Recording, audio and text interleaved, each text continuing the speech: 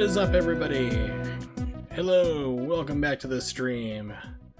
Hope you guys had a good one while it's gone. I had some fun during the 4th of July, or as everyone else calls it around the world, Thursday. Did some drinking, as I always do, because I drink every single day, and blew out my right eardrum. That was fun. Fireworks are fun, just make sure that they're not like 2 feet from your ear when they go off. Also, MetaVan AJ, thank you very much for the host. Appreciate it. Hopefully you're well. If you're tuned in or not, I'm not sure if it's an auto or not, but always good to see you around, bud. So, I am getting back to Super Mario RPG, and been a while since I've been into this game, so we're going to get back into it. Last I remember, we're starting to do the climb to go up to see Mallow's parents. Basically, we're doing Mallow's side quest on the way to the end of the game, which is pretty much forced. It's not an optional thing. So that is what we're starting to do, is going to be the climb on up. So let's get over to the scene. There we go. I know it's not formatted correctly, but it will be when it starts. At least it should be. There we go. Nice and centered.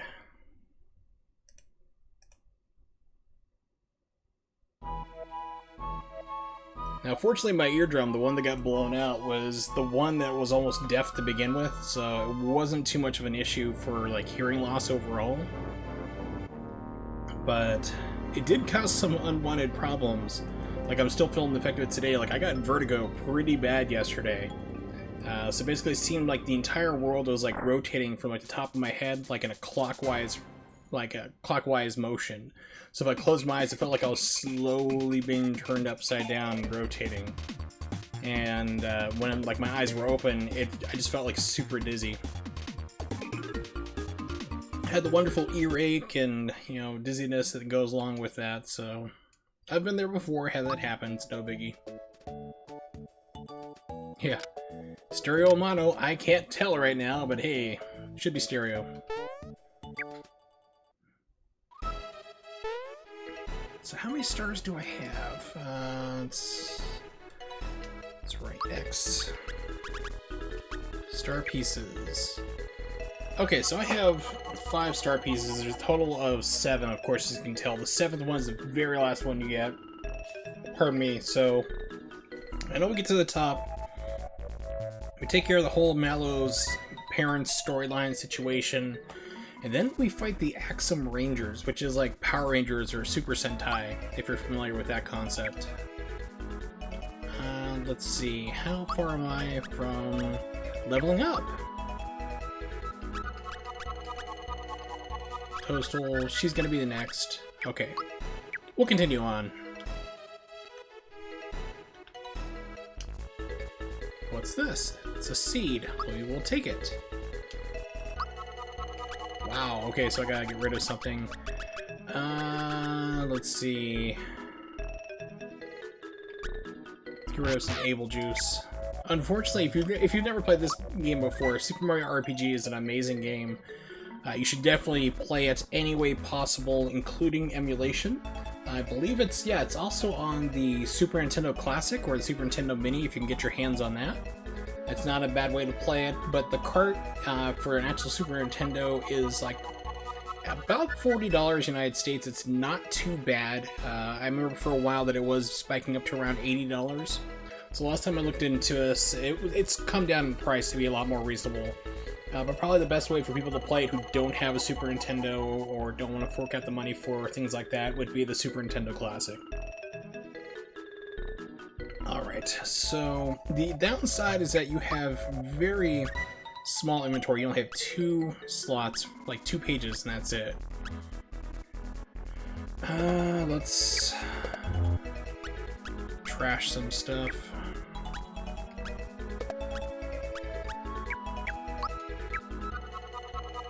Cool thing too is also people who are like not in your active party actually go through and they level up just like you do. So you don't have to worry about constantly rotating people out like Final Fantasy VII. I think Final Fantasy VII worked that way. I know Final Fantasy VIII definitely did for sure. Because I actually got like, I think it was end of Disc 1. Where you have like, you split up, you have like the military base you get stuck in. You have to split into like 3 groups or 2 groups. And I had like Qual, Quistis or whatever her name was, like your instructor who had the hots for you. And I think Renoa was like in my party, and they were like level 30, 31s, you know, they're really high up, and everybody else had just like relegated down, they were like level 5, level 6. So you get split up and you have to play with those low level people, and they just kept getting slaughtered. There was no way I was going to be able to beat it, so I had to start the game over and actually rotate people through and level them up evenly. How to climb the vines? Well, I'm starting to climb it already, so vines are positioned from the bottom left to top right. When you jump, you'll be able to disengage yourself from the vine. Not true, you have to press a direction. Why would you lie to me like that, game?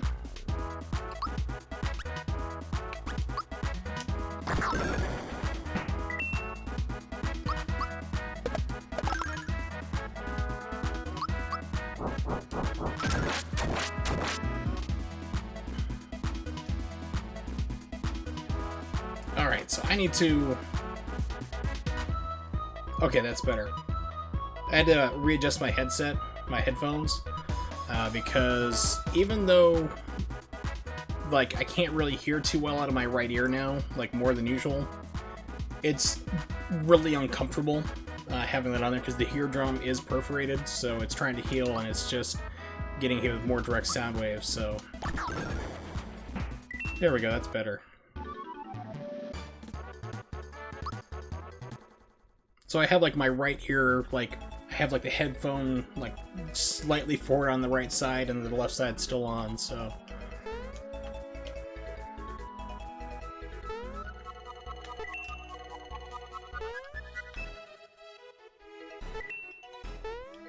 Okay, I gotta get used to the, isometrics.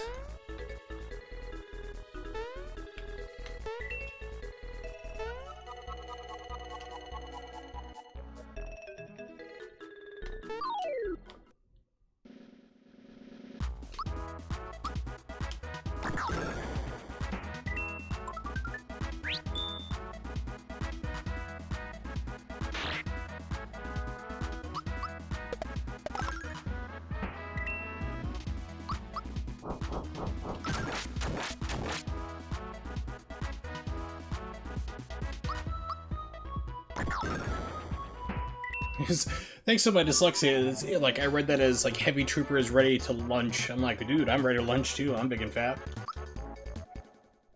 Hell yeah, bro, I feel you.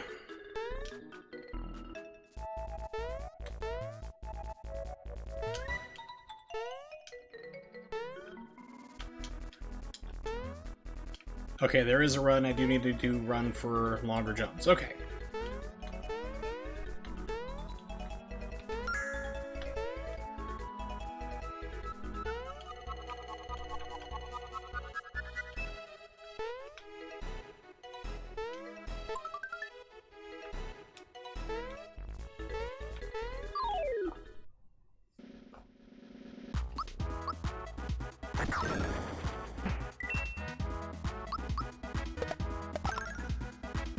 I don't think I've... No, I'll take that back. I was about to say, I don't think I've used Princess at all in this playthrough, but I have. Very briefly. Because she's got healing power, it's pretty good. Oh, pardon me. What is an Energizer? Interesting, okay. I'll say, dude, I can't jump. Item... Raises allies' battle power during battle, so that'd be good for a boss.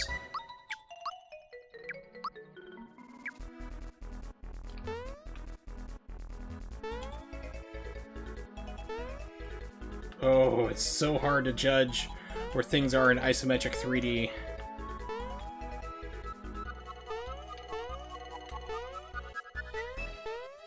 See, this may look easy, but it's like when you're trying to actually do it, it's quite tricky. Oh no, don't do that.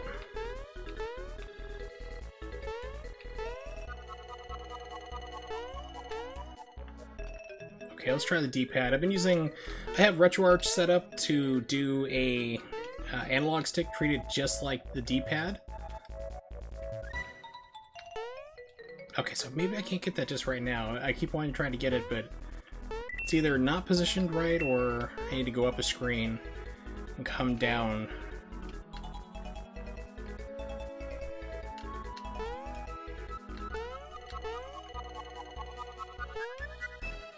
Or maybe it's... No, because the shadow's there, you can see it. Oops. Wait a minute, do I have run ahead put on? Let me check my latency. I love RetroArch, by the way, guys. I mean, if you guys, and possibly gals, run ahead is put on.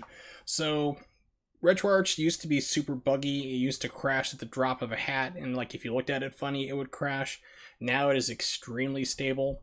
What a cool thing about it you can do though is because I don't like SNES 9X normally in a lot of emulators because they add a lot of lag, like input lag. With RetroArch, you can reduce it. You just need to run the SNES 9X core and turn on reduce latency. Like for example, I'll turn that off real quick just to show you how you do it.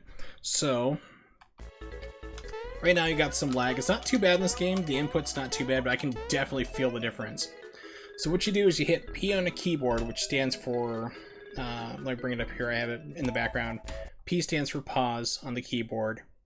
Hold down your jump button, that's the easiest way to tell what it is there. And then you're going to hit K as in kangaroo once, which is going to advance at 1 frame. So you count the frames for until you start to jump. So 1, 2.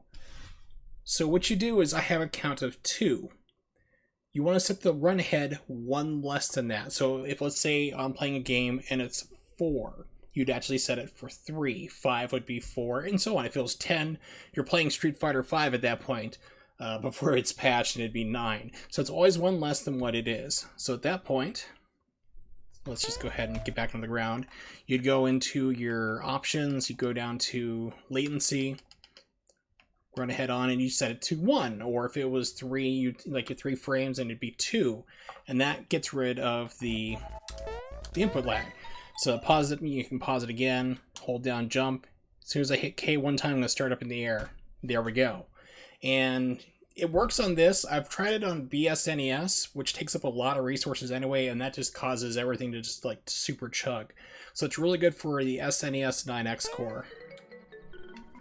But it's pretty handy, and if anybody wants to get set up with RetroArch, just let me know. I actually have a G drive account. Oh, almost made it that time. Just want that frog coin.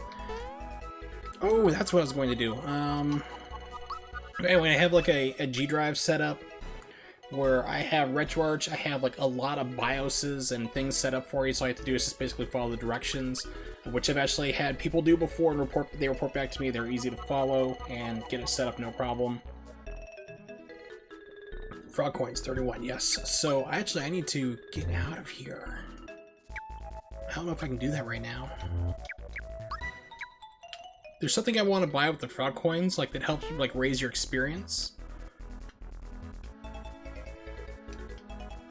Forgot I was going to do that before I started this up. Fortunately, I don't have like a... I've been playing a lot of Bloodstained, so you have like the Waystone, which basically you touch it and it brings you right back to your home base.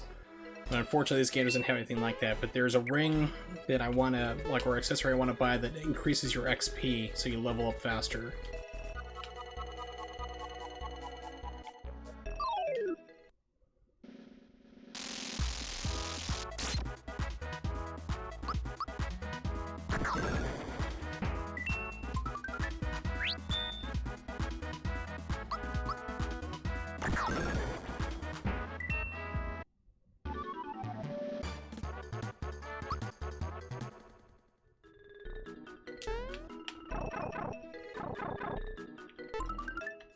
I didn't do that last time.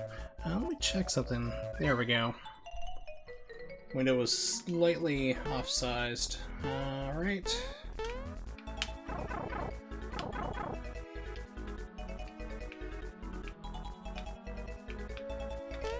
No! I'm trying to actually avoid fights. I'm just trying to get out of here.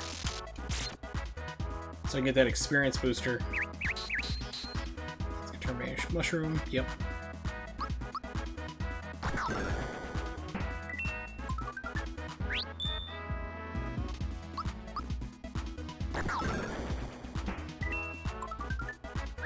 Yay! Once again, gonna hopefully wipe everybody out here.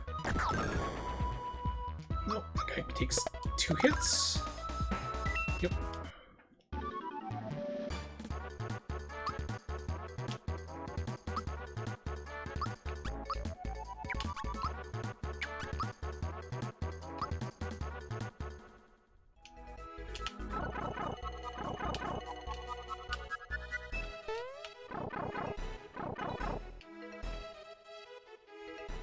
Okay, here we go. Now I'm out of here. Alright, so I want to get to Froggerkiss. Tadpole Pond, I believe it was called. Yep, here we go.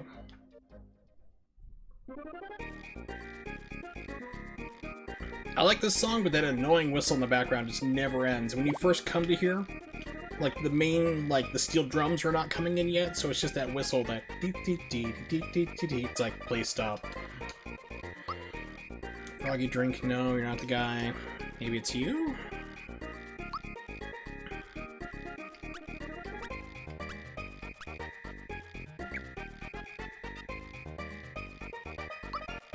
Okay, so I can only buy from this guy, I can't sell. I know it's one of the guys around here somewhere.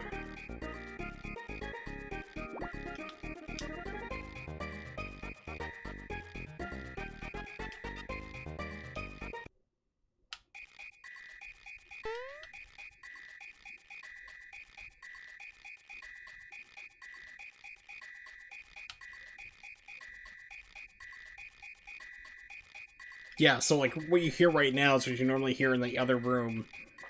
And it lasts, like, it just keeps going because you have all these dialogue trees to go through. It's like, please stop. Yeah, so where was that guy? Maybe it was at the Yoshi place. Let me check there.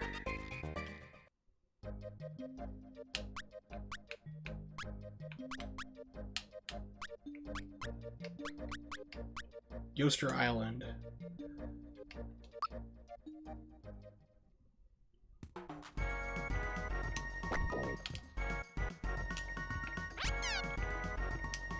That's right, I gotta jump on Yoshi.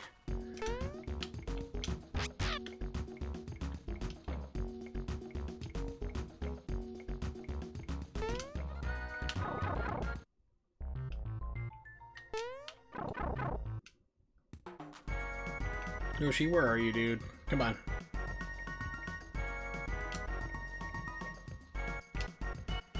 Stay in the suite, life is great. You know a place called Great Guy Casino. It's supposed to be around here somewhere. Have you been there? I remember getting it, but... Okay, so now I can understand the Yoshis. Sadly, I can't take him anywhere else.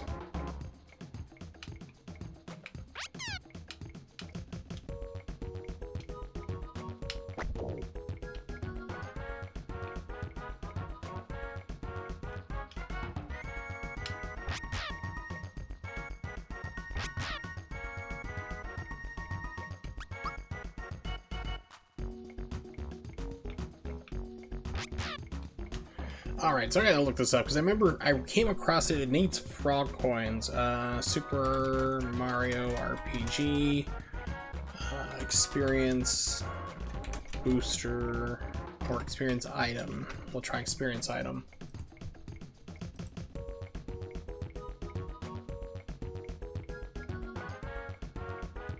Ah, Seaside Town, okay. Because it's Froggerkiss's student. Okay, that's where I need to go. Okay. Seaside Town.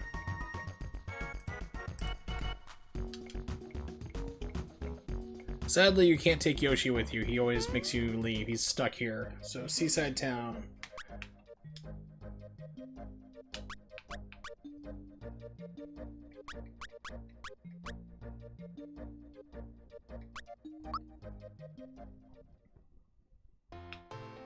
I gotta find his student.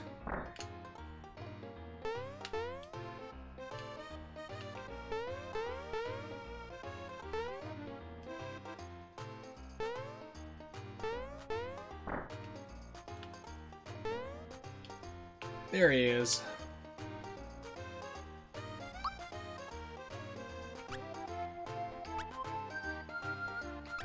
Okay, so you get double the coins. Cuts that flower power in half. That's a pretty good one, but you gotta be like... You gotta get like every single frog coin you come across and then some, so it's pretty much like a late stage. But this is what I'm looking for. Alright, so let's put the bad boy on.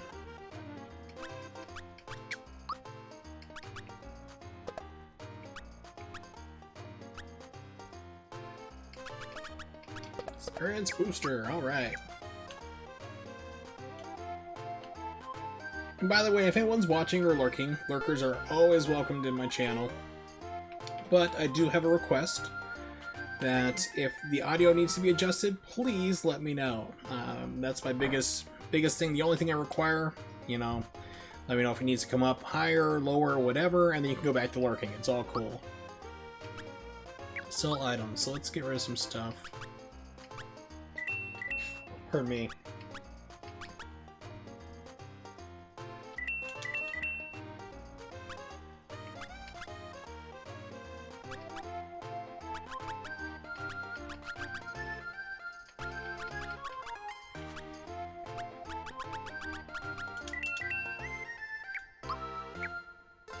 Okay, so that should do. Just give me enough breathing room for my items. Because, I mean, item management's a serious thing. This game throws a lot of stuff at you, and that just fills up so fast. Alright, so let's go back to where we were trying to climb the beanstalk all the way up in the sky so we can do Mallow's story, which is part of the main story, of course. Land's End. Bean Valley.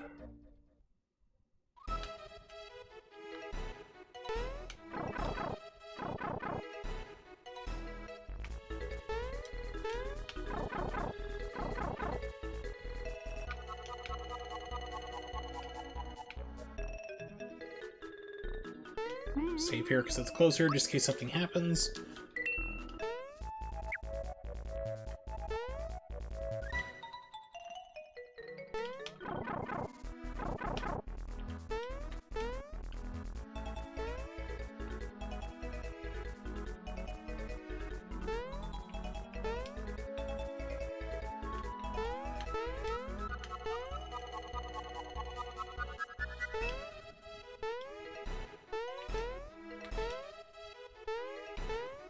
Oh, this is so annoying. Thankfully, we get up to where you're going, you don't have to worry about this anymore, so...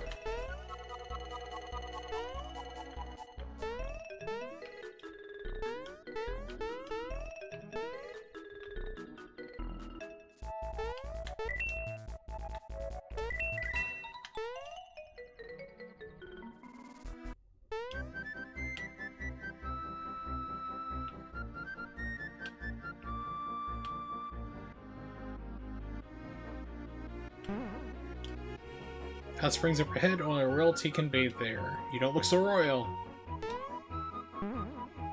Well, screw you too, buddy! Alright, so... I'm debating about putting Mallow in my party. Because I really don't like him. We might as well do it.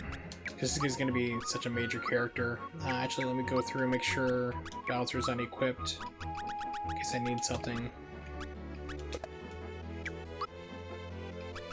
Switch.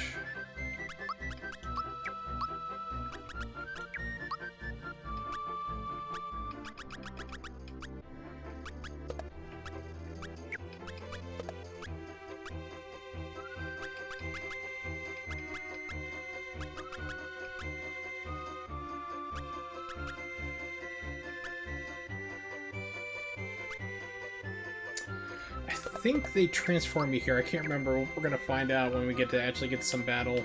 I'm not sure which one I need to do. Try this one. Hey, that worked. Alright everyone, listen up.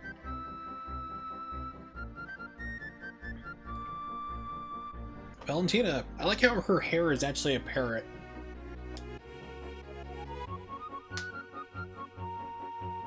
King Nimbus's condition is growing worse. This means we'll be losing our magnificent ruler. But, just so happens that I found the missing prince. Prince Mallow, that is. Prince Mallow, please, Sir Prince? Get over here! I mean, get over here! You gotta get, like, the scorpion treatment. Well, it seems our little prince has a mild case of stage fright. Excuse me. Excuse me while I go complete psycho that I am.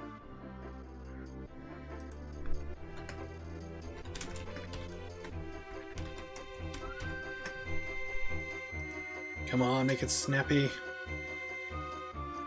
What, you can't get through? Oh, I've been there.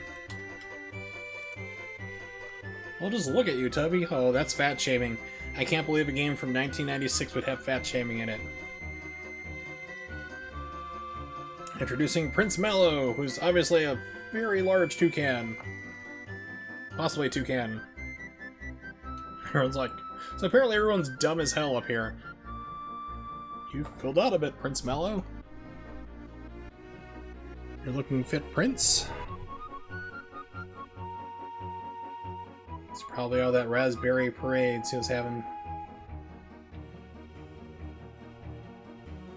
You're asking me too? Gracious. You're serious, aren't you? Well, I don't know what to say. Dear me. I've made my decision. At the request of the prince, I agree to become his queen. Queen Valentina. Ooh, it just makes me shiver. Well, that's that. Back to your business, everybody. Or everyone. Hurry it up, will ya?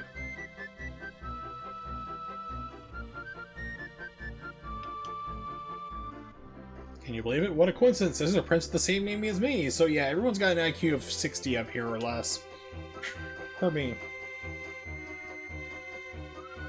Don't we have anything better to do than hang around here? Come on, let's go and find the rest of the star pieces.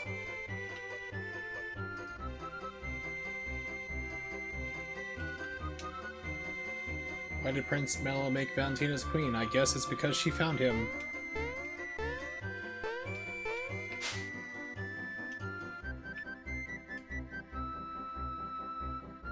I like their walking animation, they're all floating. That's awesome. Remember him used to be so small, so timid. Now just look at him. King Nimbus loves statues and birds. He has scads of them in his castle. Scads of them? Also, this is a wood-burning stove. I mean, you're already walking on clouds to begin with. Well, that is a tree. I was going to say, where are they getting trees to burn? And with a royal bus? No. It's a regal vehicle only used by the king. It's parked now due to the fact he's ill. It's like sleeping on air.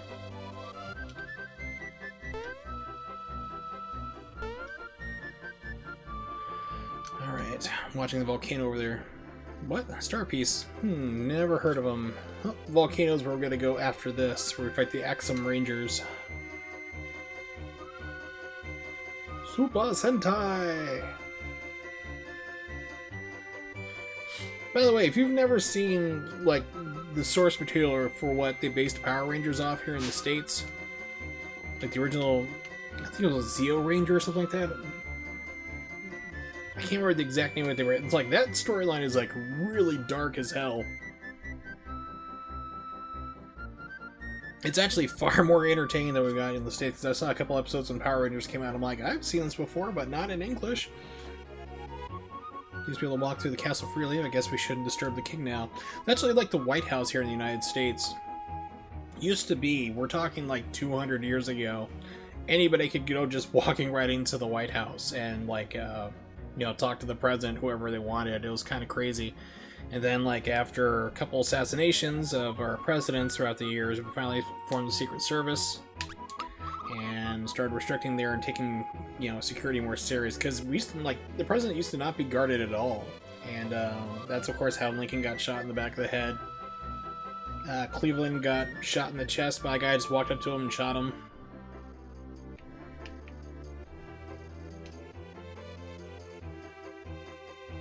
Okay, there it is. I was like, there's gotta be a star. There's gotta be an end, because where you see a star, that's the end, so.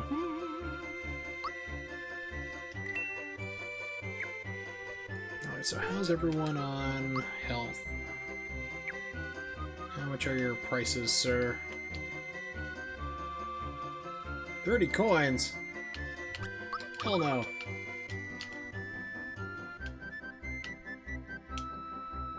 By the way, these are probably chamber pots. History lesson for those of you who don't know what those are. In the time before indoor plumbing,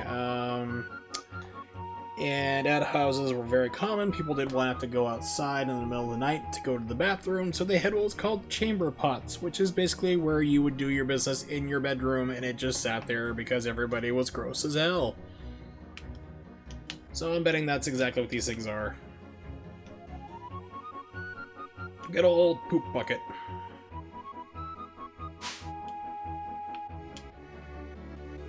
Yeah, that I'm looking for something to look in your eyes. What can I do for you?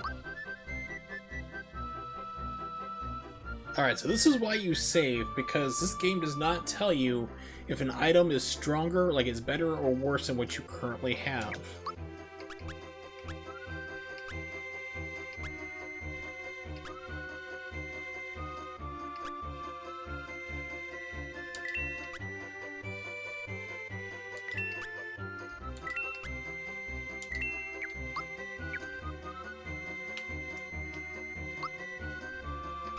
Alright, equip.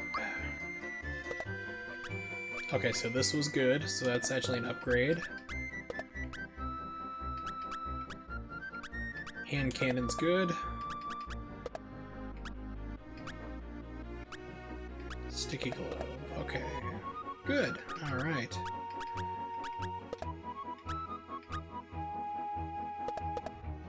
Good, good, good. Okay, so that worked out well. Another thing you can do with emulation is do a save state, which I will admit that I do quite often. It's very handy. Save state.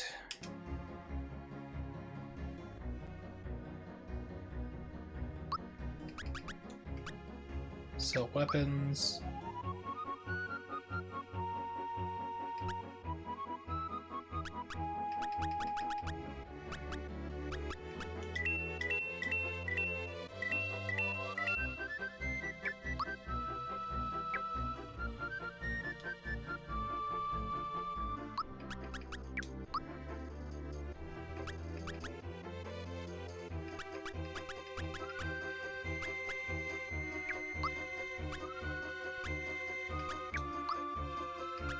Hey, it's Nimix.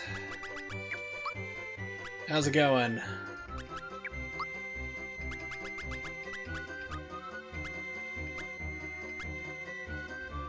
Hopefully you had a good 4th of July. I did. It was fun. I blew out my eardrum. It was amazing. Alright. Oh yeah.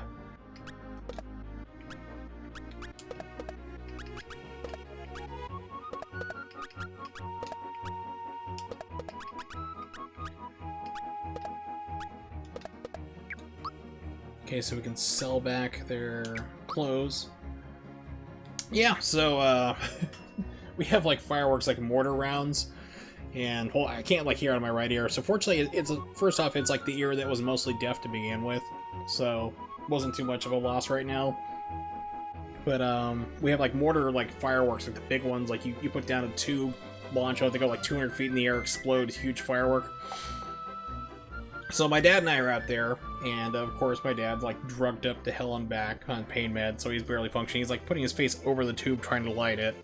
So I had to pull him back a couple times, like putting your face over it. But so we're out there lighting them off, and one of them short fused right next to me. So like the fuse just went down like super fast. So of course I can't move or run very well. So I lit mine. I was going to go light his like about a couple feet away. About 10 feet away, and it short fused, shot right out of my right ear, was lined up directly with that tube. I was about like 2 feet away when it shot up, so it just like I could feel my hearing in my ear, right ear, just go down to nothing. It's like silence. I'm like, oh okay, eardrum's probably blown. I just figured it was like loud concussion. Then I started getting like dizzy and like getting an earache. I'm like, oh, I've been here before. I've blown out my eardrum, so. So yeah, that's what happened to me. So I'm like, oh, okay, no biggie. So yesterday I was planning on streaming, but I had like vertigo. Like it felt like if I closed my eyes, it seemed like starting at the top of my head, like the world was rotating clockwise. So like, and like slowly. So it's like if I kept my eyes closed for like 30 seconds, it'd feel like I was standing on my head type deal, and it just keeps spinning nonstop. My eyes are open, I'd be a little dizzy, so I'm still a little wobbly today, but not nearly as bad. Okay, I think we're all equipped up now. Other than that, it was a decent 4th of July.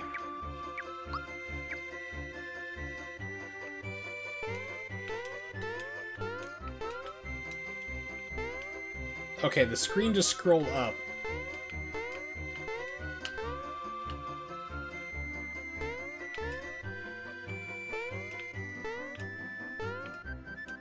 Yeah, I could have sworn there's something there because the screen's like, yep, there we go. Like, it just scrolled up. It's trying to tell me there's something there. Hidden chest. Frog coin!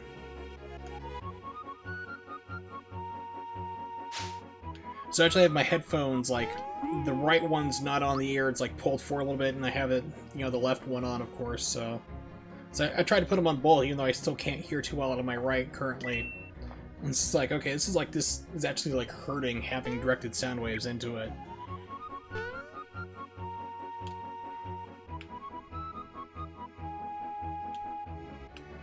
Okay, so let's continue on the adventure. Storm the castle. Who are you? You just can't barge in here? Sure we can. Don't you know I'm Mario?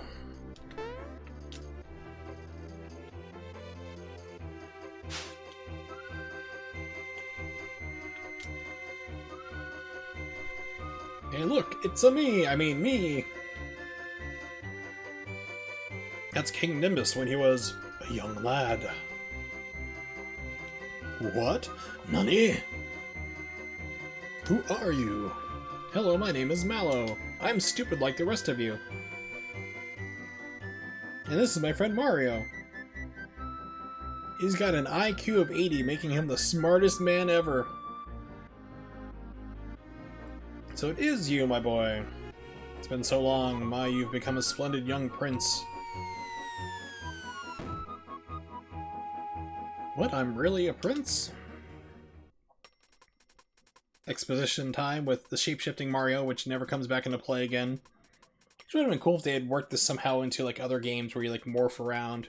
I mean, like Mario 64 kind of did that with like the metal cap. You'd have abilities, but still in this game, you know, in order to give exposition to other characters to get them all caught up for things they obviously wouldn't know, you literally transform. Which... Unless Mario's like the last hidden X-Men that nobody knew about. Professor's like, Mario, we need your skills to infiltrate this hidden base. Also, our toilet is clogged. Indeed, I understand. So, you're raised by Frogicus. There's no question about it. You are, without a doubt, Prince Mallow. Look at me, I'm a prince. I knew Valentina was up to something, I just didn't know what. That was mean the king really isn't gravely ill. Oh no, I'm sure she's poisoning him with, like, you know, pine sol or something.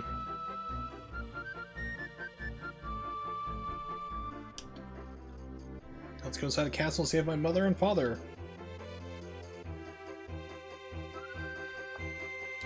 Who are you? You just can't barge in here? Yeah, I heard that before.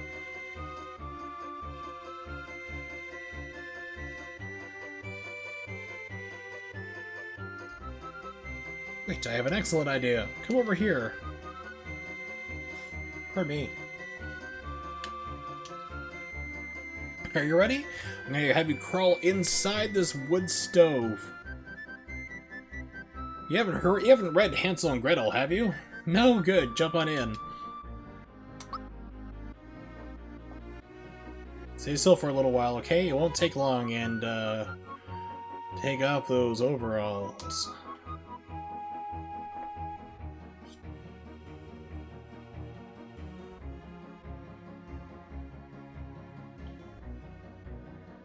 By the way, this paint is incredibly filled with lots of lead, I think it was. I got it really cheap. I mean, stores were just getting rid of it, so...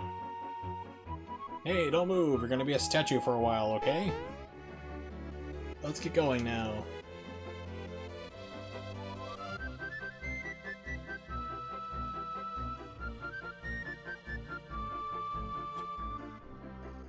I'm delivering Valentina's latest order to her, I almost said last. That would not have been correct. You may enter. Halt, who goes there? Hey, this doesn't look like Valentina at all. Oh, that's because this is a statue of Valentina's nephew, Mariota. Okay? Okay, proceed. Oh, I forgot about this theme. It's a good one. As is, like, almost, I'd say, like, 99% of the soundtrack of this game. that was close. Didn't think we could get through that one. There is no such person named Mariotta, however you want to say it. Oh ho ho ho!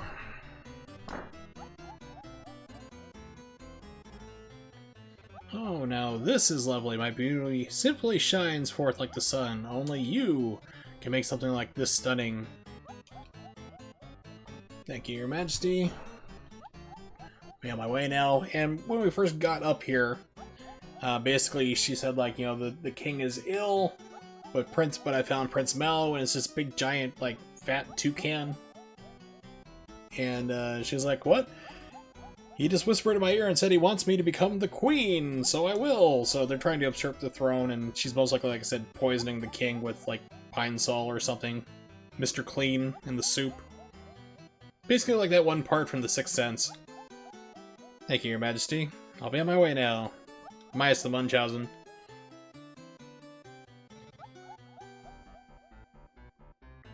What, may I ask, is this ugly thing? Quick, think of a lie. Oh crap, did I say that out loud? That's my latest masterpiece I created just for you! It's called A Plumber's Lament. Observe the thick mustache, covering the sad, innocent smile of a simple fool. And the sideburns, conveying his blue-collar roots. And the legs, well-defined and sexy. Do you know of any games that have Demogoran in it? I have no idea what that is, so I'm gonna run to Google. Go, Gadget Google!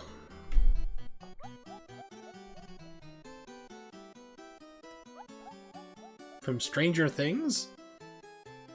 Taking a look at, the only thing I could think of that might be kind of somewhat close to that would be The Last of Us, but that's like a fungal infection. Like turns people into monsters, zombies type things of it. Actually, there is a Stranger Things game out now that I've heard about. I think it came out on the 4th of July with the rest of the season. The legs well defined, or any Resident Evil game like Resident Evil 4. There's some weird stuff in that too. So, or 5. Yeah, especially 5 because they got like guys who have like predator mouth all of a sudden.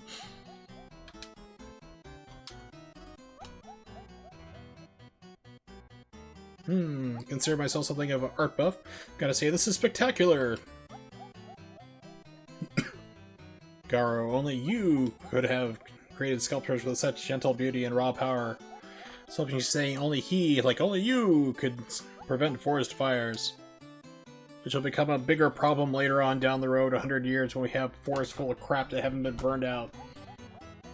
Thank you, Your Majesty. I'll be on my way now. Why did he kiss the statue? I don't know. I'm confused about that, man. Dodo! They'll just stand there like a roast? Like a roast? What? Hurry and carry these in. By the way, how's the audio so far? I'm sure my voice is perfectly fine, but I'm just more curious about the game volume. This part seems a little quiet, but during battles I think it gets louder. Okay, excellent.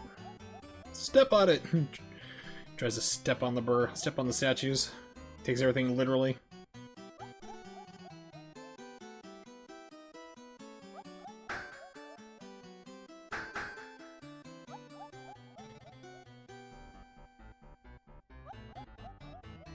He also has the Force.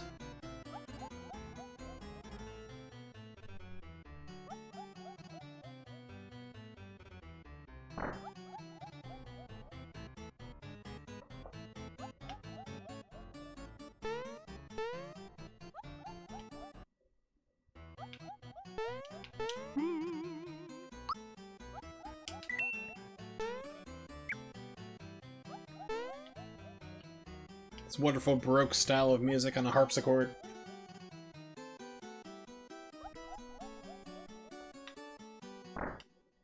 Dodo! Did you display the statues properly? Fine, now polish them to a fine luster and make them a tribute to my beauty. Definitely not a narcissist. Pay attention to me. Hurry up and don't let me catch you dozing again.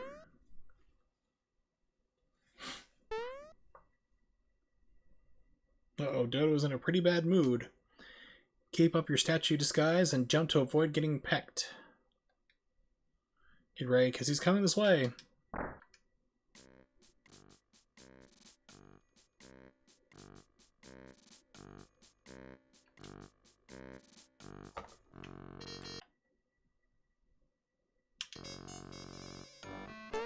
Yeah, okay, so you can't jump before he gets here. I was just wondering about that. It's like, I better save state just in case.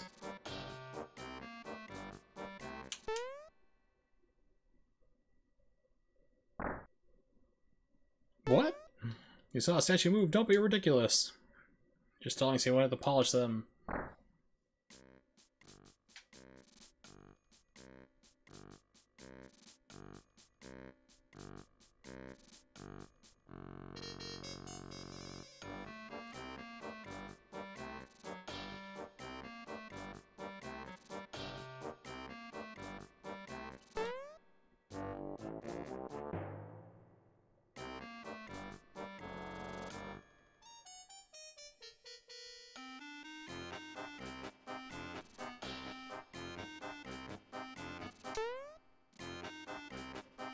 This is where if you're like have lag, it'd be input lag, it'd be an issue.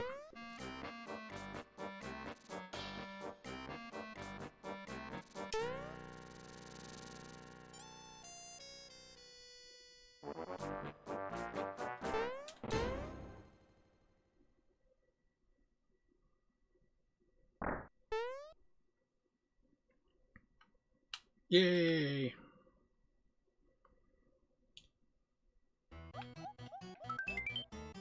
Picked up feather. Not sure what the feather does, let's take a look.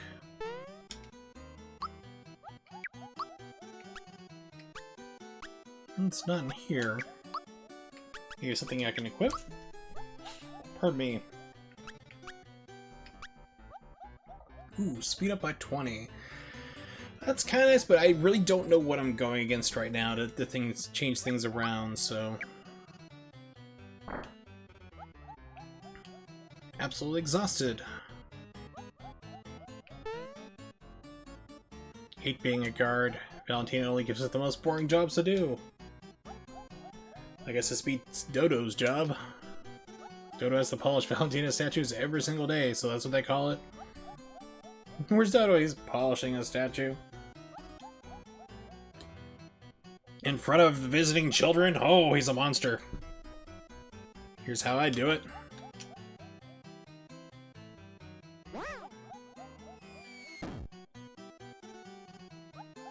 Hey, tell me something. Do statues move? Statues don't move. Like I said, these people are like... This entire kingdom is run by idiots, so... It's one of those high-tech, lifelike, realistic ones. Let's get out of here.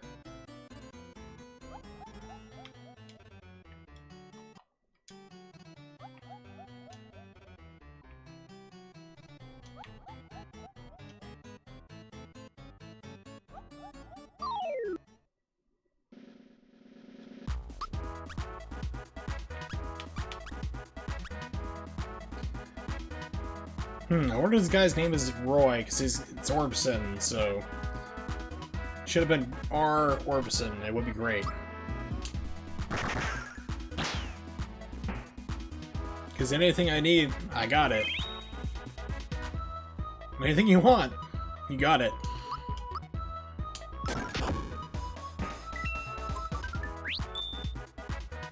Shades not included.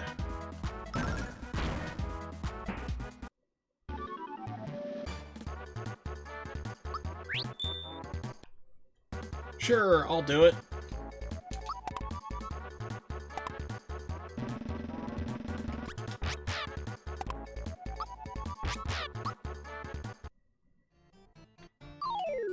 More experience points! Jawful's sleeping. Okay, so I'm guessing that guy in the back is Jawful? Yes. Alright, let's get rid of the healer.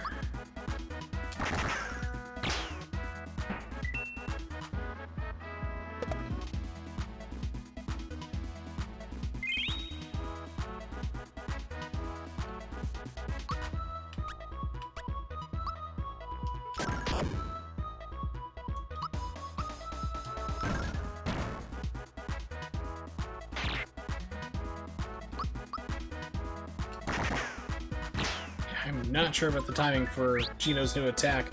Geno is a pretty good character, but I swear he's got some of the funkiest timing.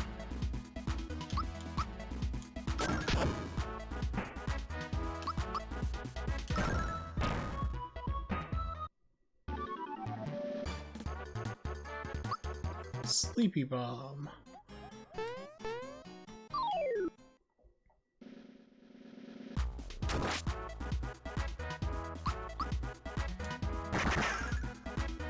Okay, so it's like right as his arm goes up.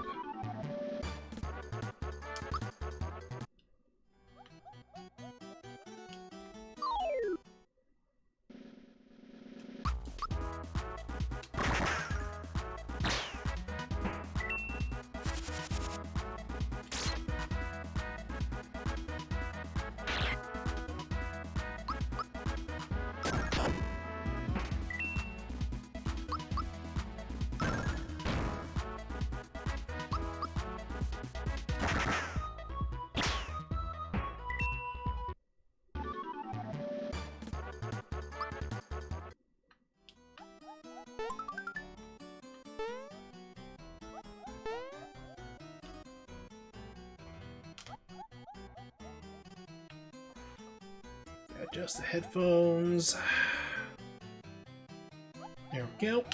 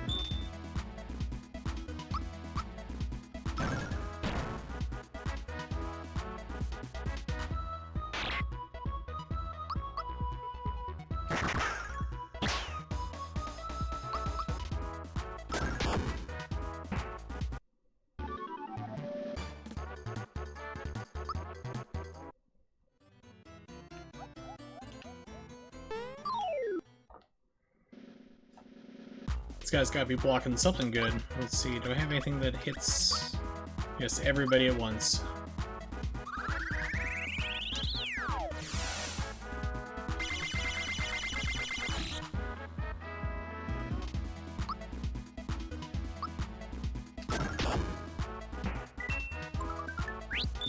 Oh, I was hoping for once again. Had that earlier, it's like Geno kept getting once again, so it's like fight against 3 people, it's like first one once again, so just Geno just one-handedly just wiped out everybody. Single-handedly, I should say, not one-handedly.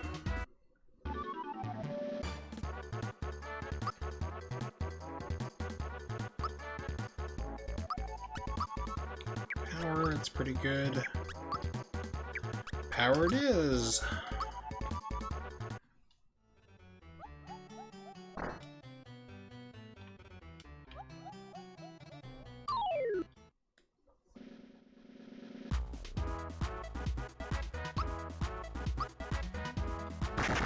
I don't know what the shaman do, but I have a feeling it's going to be annoying if they get something going. Okay.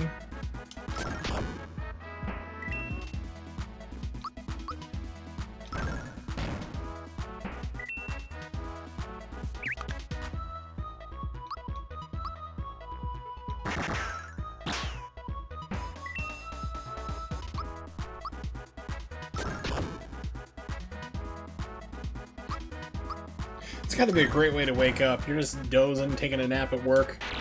Some guy just belts you right in the face. There is no snooze button unless he knocks you out, but yeah, there is no snooze button for that.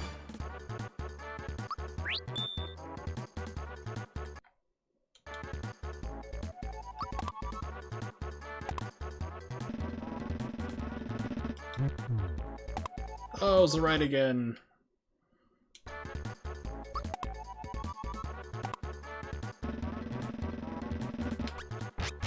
Wow, first time.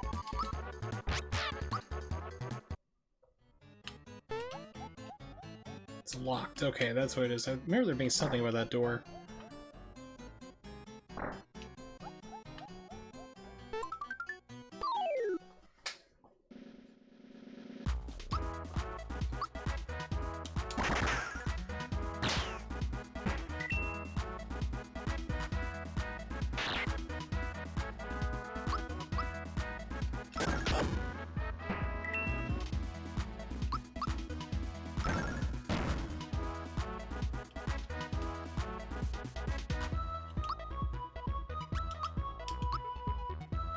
See if I can figure this out. Hey, got it. I mean, it's like I can always get it on like the nobodies that it doesn't matter about, like during boss fights or anything that'd be really helpful. Of course not.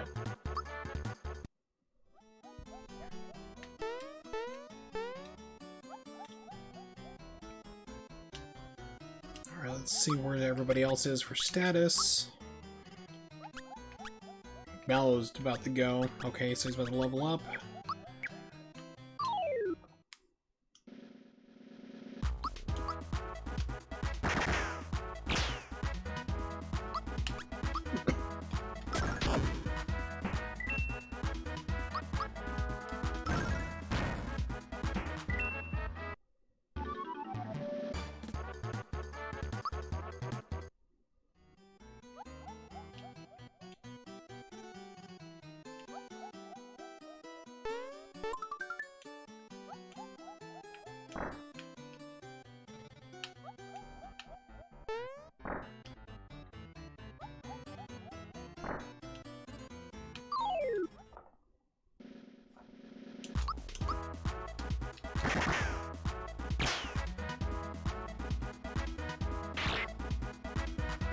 Grinder, and his next attack is Tinder. Look out, he's swiping left!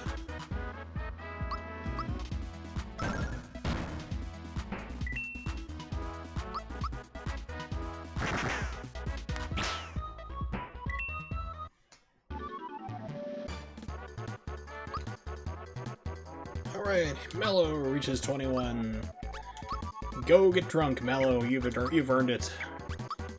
You're not really killing too many more brain cells at this race, at this pace. This race. Yeah, me speak English gooder.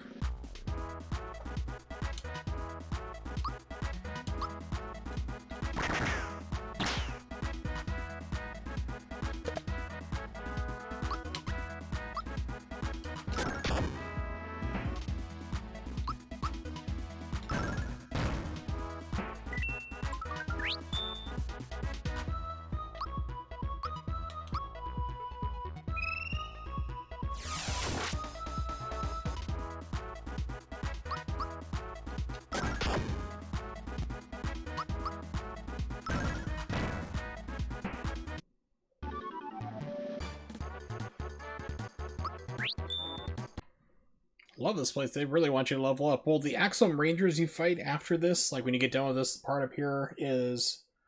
they're pretty difficult, I remember fighting way back when.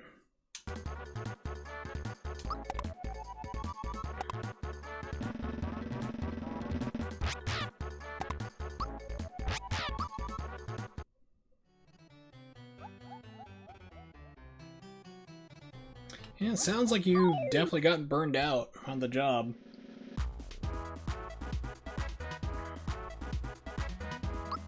Yeah, I don't know if there's like any other opportunities or something like, you know, to work somewhere else that might make you feel a little bit better.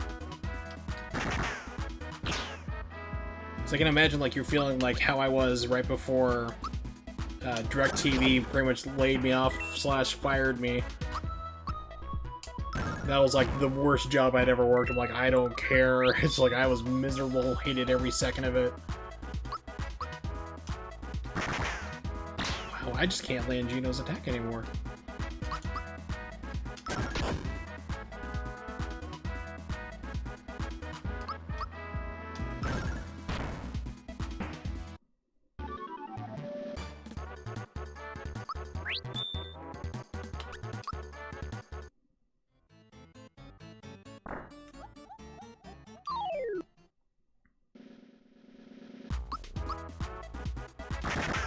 There we go, finally got it.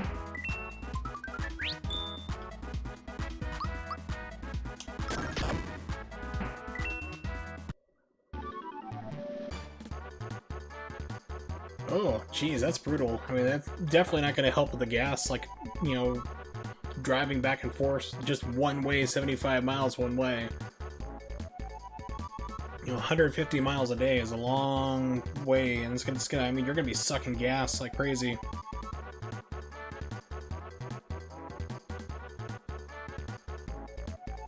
But I mean, like, do you is it like really worth it? I mean, you're obviously you're miserable and your health is declining because of this. So like, is it really worth like the extra income? I don't know like how much you're getting for it. 15 years like this. Oh, okay. Well, at least you're used to it. Hopefully you're not driving a truck or something that's gonna really guzzle. So I remember when I first moved to Michigan, I was like the Walmart, like I had transferred from Walmart, and I literally lived like 2 miles away from the store in town. And they're like, nope, we don't have an opening for you here. You have to drive to Holland, which was like 40 miles. So I was driving 80 miles a day. And gas, this is when I was shooting up like to record highs, like almost $4 a gallon. And it was just like, I can't, it's like, I was like, you guys have to transfer me to my home one or I'm quitting. It's like, and I am going to let them know, like home office know about it, because I knew people who worked at home office. So like, okay, we'll get you transferred. So it's like, I was spending like half my paycheck on gas just about. Yeah, so it might really just be worth it to quit your job. I mean, I don't know how much, like, hopefully you have enough saved up, you know, to pay bills and everything else like that while you work on a job search, but, you know, your line of work shouldn't be too bad, you know, to really kind of get something else pretty quickly, I would hope. It all depends upon your market, but I mean, where you're at, it seems like you're in a well-populated area. It's like, not like you're up here in Erie, Pennsylvania, where it's like, you're either working or like there's nothing else, you gotta go 2 hours in any other direction. But yeah, it seems to me like you might want to, I'm sure you've talked about it with, you know, with your wife, but it's probably better for your health overall just to quit your job and find something that's not gonna stress you out as much. Because that will just eat you up real quick.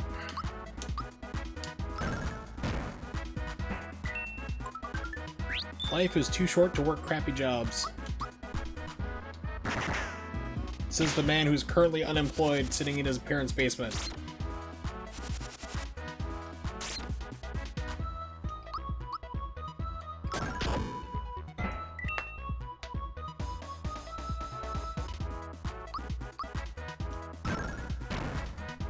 Because I noticed, like, for the past couple of months, you've been, you know, slowly things have been sliding down, you know, quality-wise.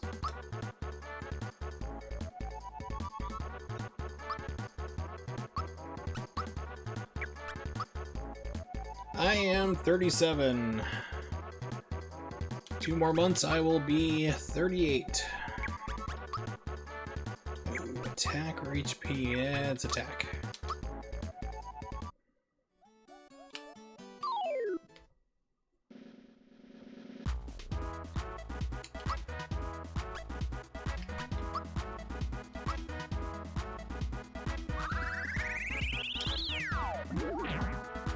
Yep, you're in your 40s.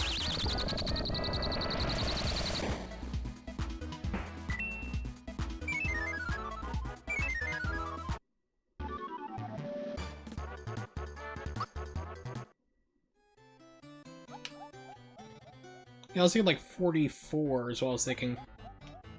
Hey, a bunch of people standing around in this place. Okay.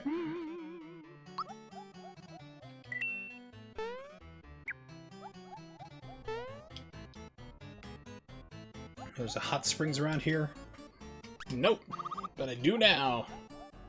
Special hot water from the Barrel Volcano. Full of sulfur, it smells terrible. We stink for weeks, but it's nice. Helps cure all kinds of ailments, but only the king gets to bathe in it. Yes, take a nice dip in our 200-degree water. Just feel all your worries melt away along with your skin. Used to be a guard here until Valentina snatched away my keys and gave me the boot. Well, why are you still in here? Are they locked? Are you prisoners? What is this place? We need this master key anymore. Would you like it? Yes. Well, as long as you got the health to keep it up, by all means. I mean, I started, you know, I literally have prematurely aged.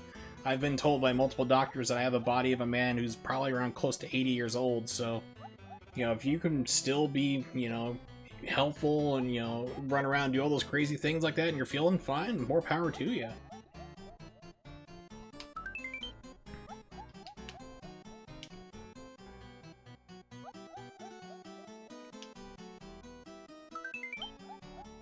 Ooh, flower jar.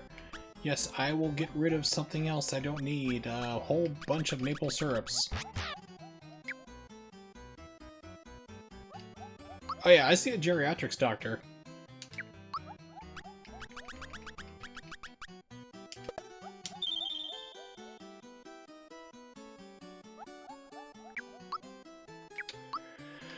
Now throw away some more maple syrup.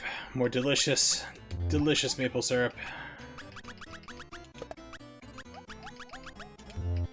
One more. There we go. Oh, flower points. Sweet. Sure.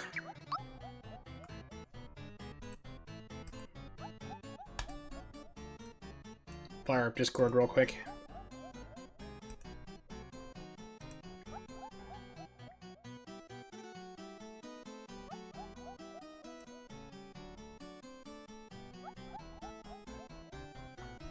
Where is it? There we go. Alright. Ooh, interesting.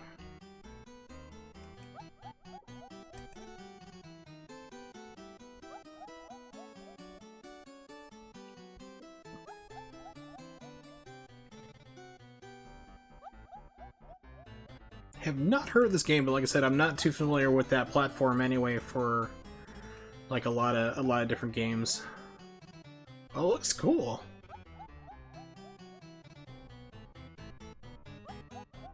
So is there like a lot of RNG to that, or is it like set pattern? Because it seems like you're manipulating the luck straight off the bat. You're taking a look at this like, huh, okay.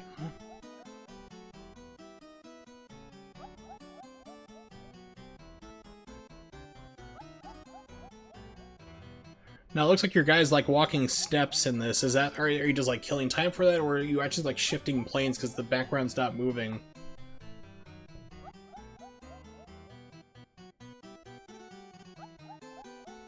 Really? Cutscenes as RNG? That's crazy.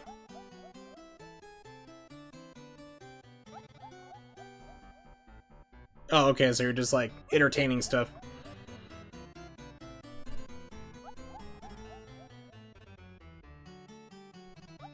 Uh-oh, error occurred. Try it again later. YouTube is killing me on that. Yeah, it looks interesting, because I mean, it definitely seems like you can see some RNG manipulation. It's what it looks like. So, yeah, it's like all those enemies were coming from one direction. Right now, people are like, what the heck is this guy talking about? What is going on? It's like, sorry, I was watching a secret project that Nimix sent me, so... Not mentioning exactly what it was, other than he said there was a... Did you say it? Taking a look here.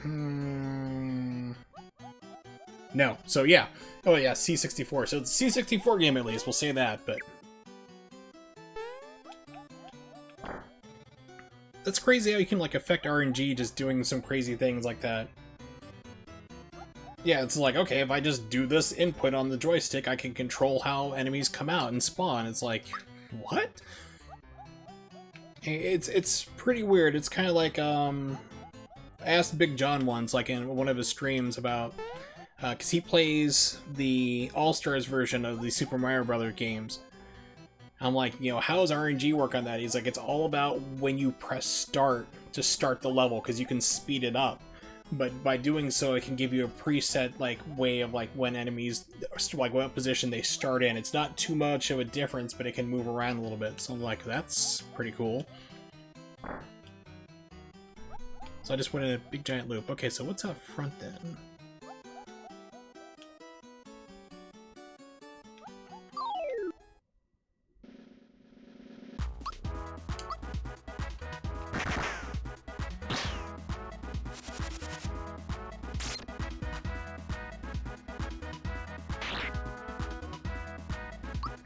No, the really amazing thing to me, though, is, like, especially with tasks, is when people do those, like, takeovers or total control, where they're able to, like, reprogram part of the RAM values by controller inputs. Although sometimes it's totally insane, like, the one for...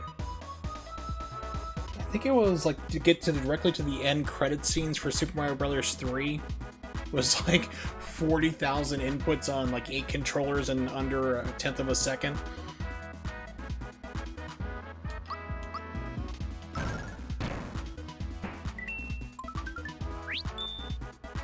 But you can like jump to it and reprogram games and everything like that. You know, like, okay, this is a link to the past. Well, we're now going to change it to something different.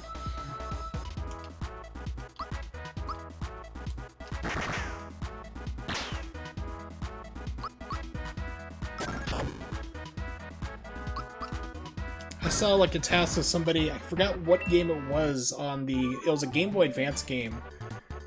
And, or maybe it was Pokemon, I think it was Pokemon, it was something, but I mean, they kept like reprogramming it to be different games.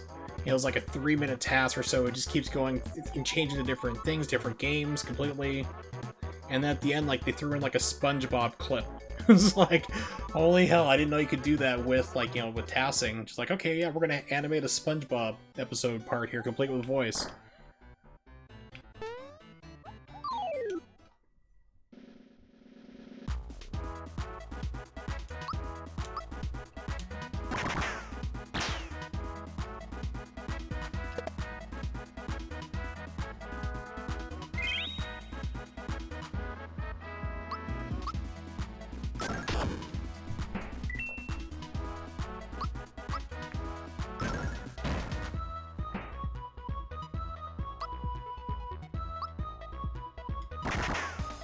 Man, I am struggling with Gino.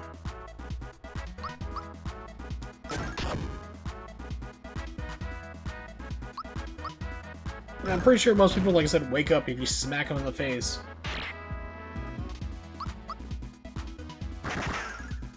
Most people, at least.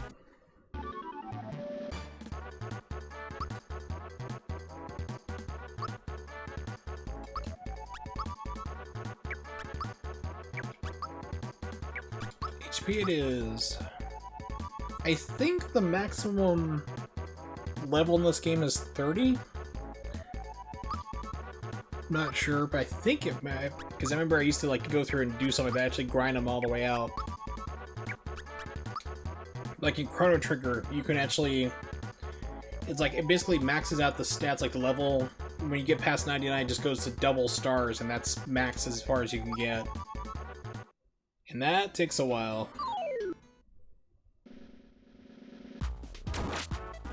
Oh, that hits hard.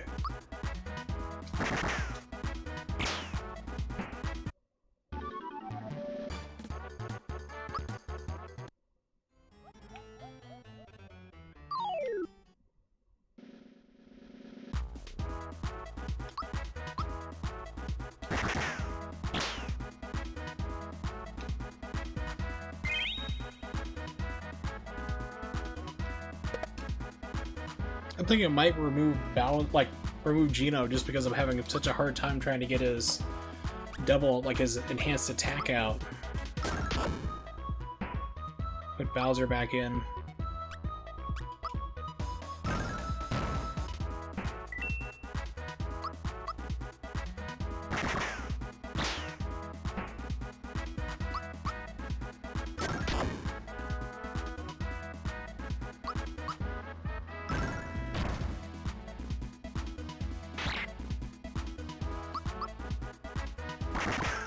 There we go.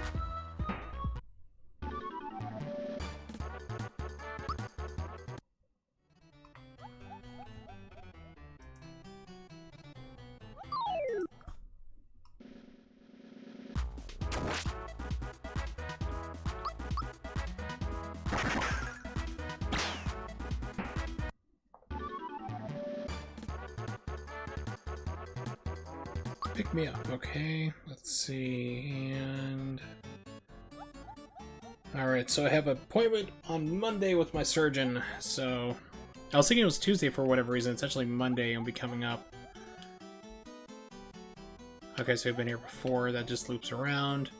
Trade main hall, yeah, okay.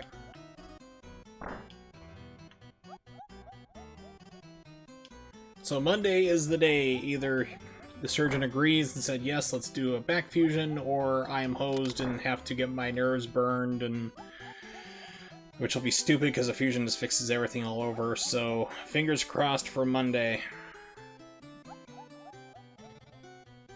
You play nutrients so you'll grow to be big and strong, which, why are you watering an egg? It's got a shell. Well, I'm actually hoping for the fusion, because like if it doesn't do the fusion, that's just going to be more wasted time. Because my pain doc wants to burn out the nerves of my back and then put me on medical marijuana. It's like, I already told him straight up, like, I'm the only person in history who's ever, like, said, no, don't give me pot. Pardon me. Because I can function on whiskey and I can function on fentanyl. But I cannot function on pot. Trust me, I've seen me do it.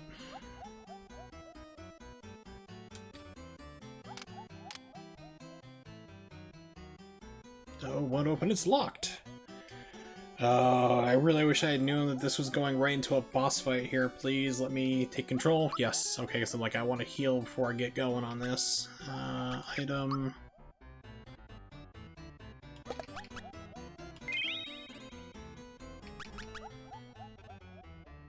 That's good enough. So Lonely, will you play with me? Sure.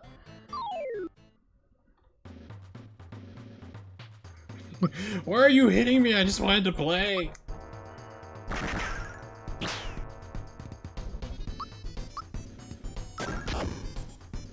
Sure, I'll make an omelet out of you.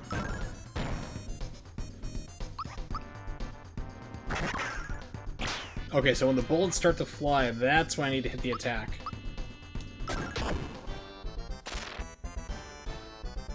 Birdo! Hello, I'm Birdo. Hi, Birdo. Hey, have some Fist of Fury. Holy crap, you hit hard.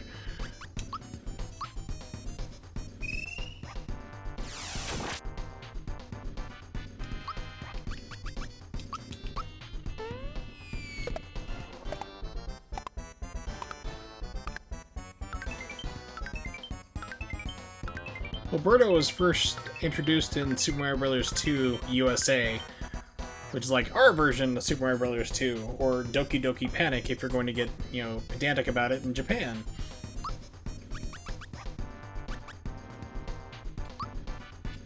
And of course, you know, translation errors, like is it a boy or a girl, it's like, it don't matter, it's just a weird dinosaur thing that spits eggs.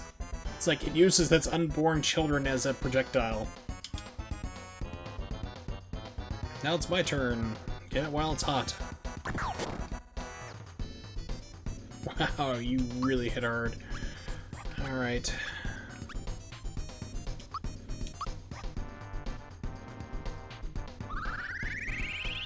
The entire game is weird. I've grown to appreciate it more, like, later in life. But, like, I didn't really like it when it came out. I have friends who were, like, super dedicated, but like, oh my gosh, it's the best game ever. I'm like, no. Yeah, it was very different. Oh, that's terrible.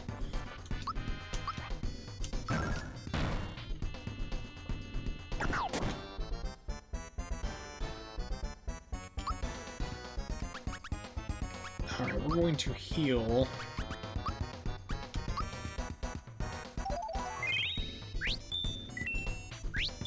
Freebie! Yes, okay. So, Ultra Jump. Yeah, because I remember, like, when we first got our Super Nintendo, my parents got it for me, we had, the first games we got were Pilot Wings and Super Mario World, because that came with it, and they also bought Super Mario All-Stars, which was like 4 games at once. It was Mario Bros. 1, 2, 3, and Lost Levels, which was the actual real Super Mario Bros. 2 in Japan that never came out in the States. And holy crap, that game is ridiculously hard. I can see why they passed up on it to bring it to the States back in the day.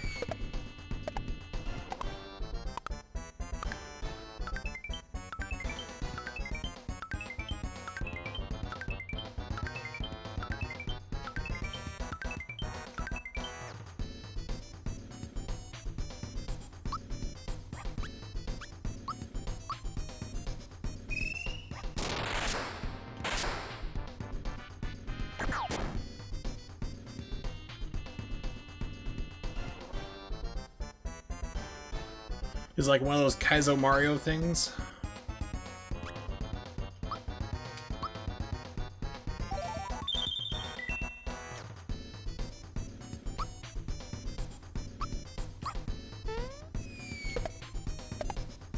I'm sure it'd be terrible because I never really learned how to like jump off the walls and catch your own items, jump off them again. B can do that. I've seen her do that a couple times. She can pick that up really quick. For me, it's like, oh, that'd be terrible. So yeah, I would not be able to get too far in that. Just too cute. So, let it be known that Mario and crew are toddler murderers. So it's like, this thing literally gets born and I straight up murder it. Our hero, ladies and gentlemen. I think the save room is this way?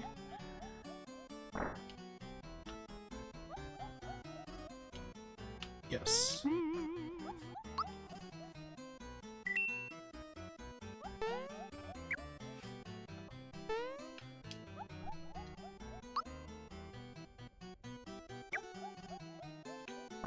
Okay, cool. It fully healed me after that fight. Very awesome, except for I've used items already, so...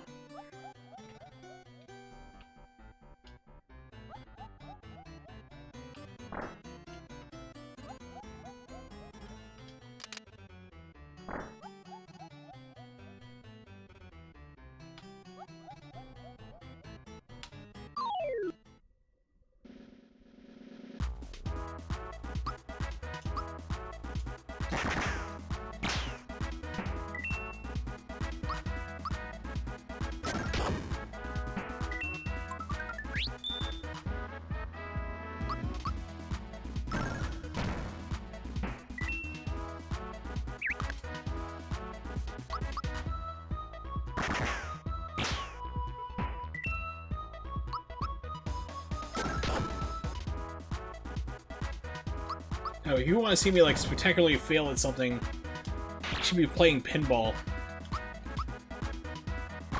Thanks to my slower reaction speeds, thanks to, like, my fentanyl. It's like, that would really screw me up. I love pinball games. Like, Pinball Arcade is the best one I've found so far. Like, of games overall. But, yeah, when you have a slower reaction speeds, you need to be able to react quickly. Kind of hard to do.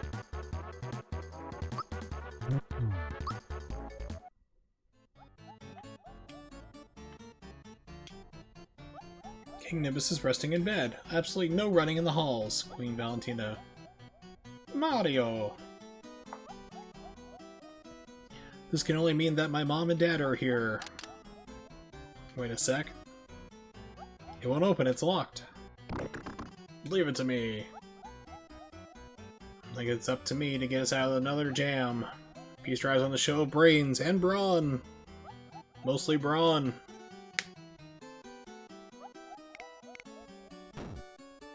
Wait a minute. My dad's really bedridden. We shouldn't make so much noise. We need another plan. He's like, please, I'm being poisoned to death. I don't want another Drano smoothie. I guess we should find Valentina and force the truth out of her. What about the door? Listen, you never ever talk to the leader of the Koopa Troop like that. Oh, I hate that. I'll ignore it this time, but don't let it happen again.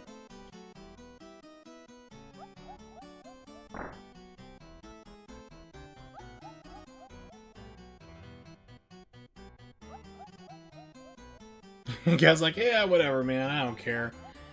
You're not supposed to be here. I'm not getting paid enough.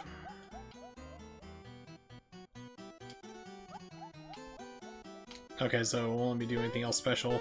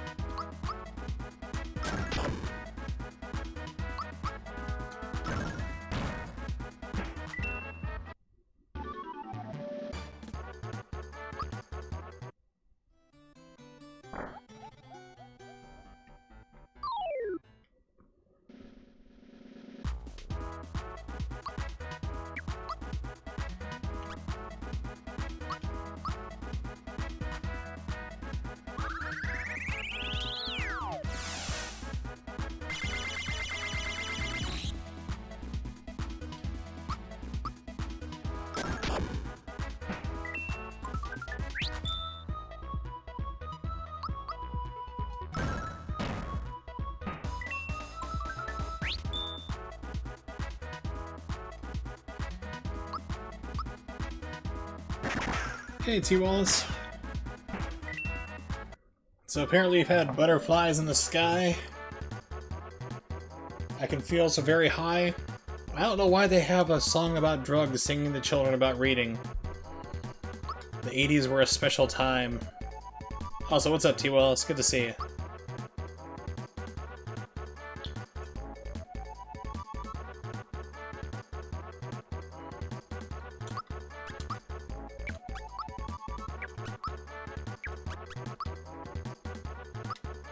Her health is low, but she's gonna get...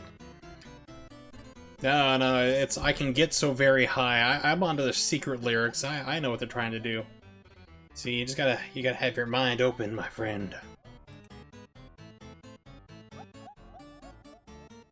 What they're just trying to do is get kids to read chemistry and so they can get super high. I'm on a reading rainbow. And, you know, it's time to make a stand. It's time to take a stance on this, okay? You know, like, don't take my word for it.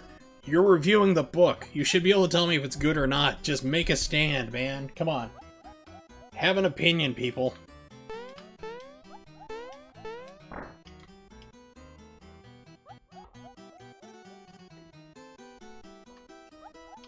Queen Valentina, that Mario creature who beat up Simlax, is here. Mario. What does a Mario look like? Well, it's a bushy mustache, long sideburns, and a pair of, overalls. Mean-looking legs. Feeling I've seen this Mario before. Oh no, my hallucinations, they've come to life! Yes, the statue that Garo just delivered. What are we gonna do? We're gonna do Valentina. We certainly aren't going to listen to your pointless chatter. Frankly speaking, I'm not going to worry. Without this key, the king can't go anywhere.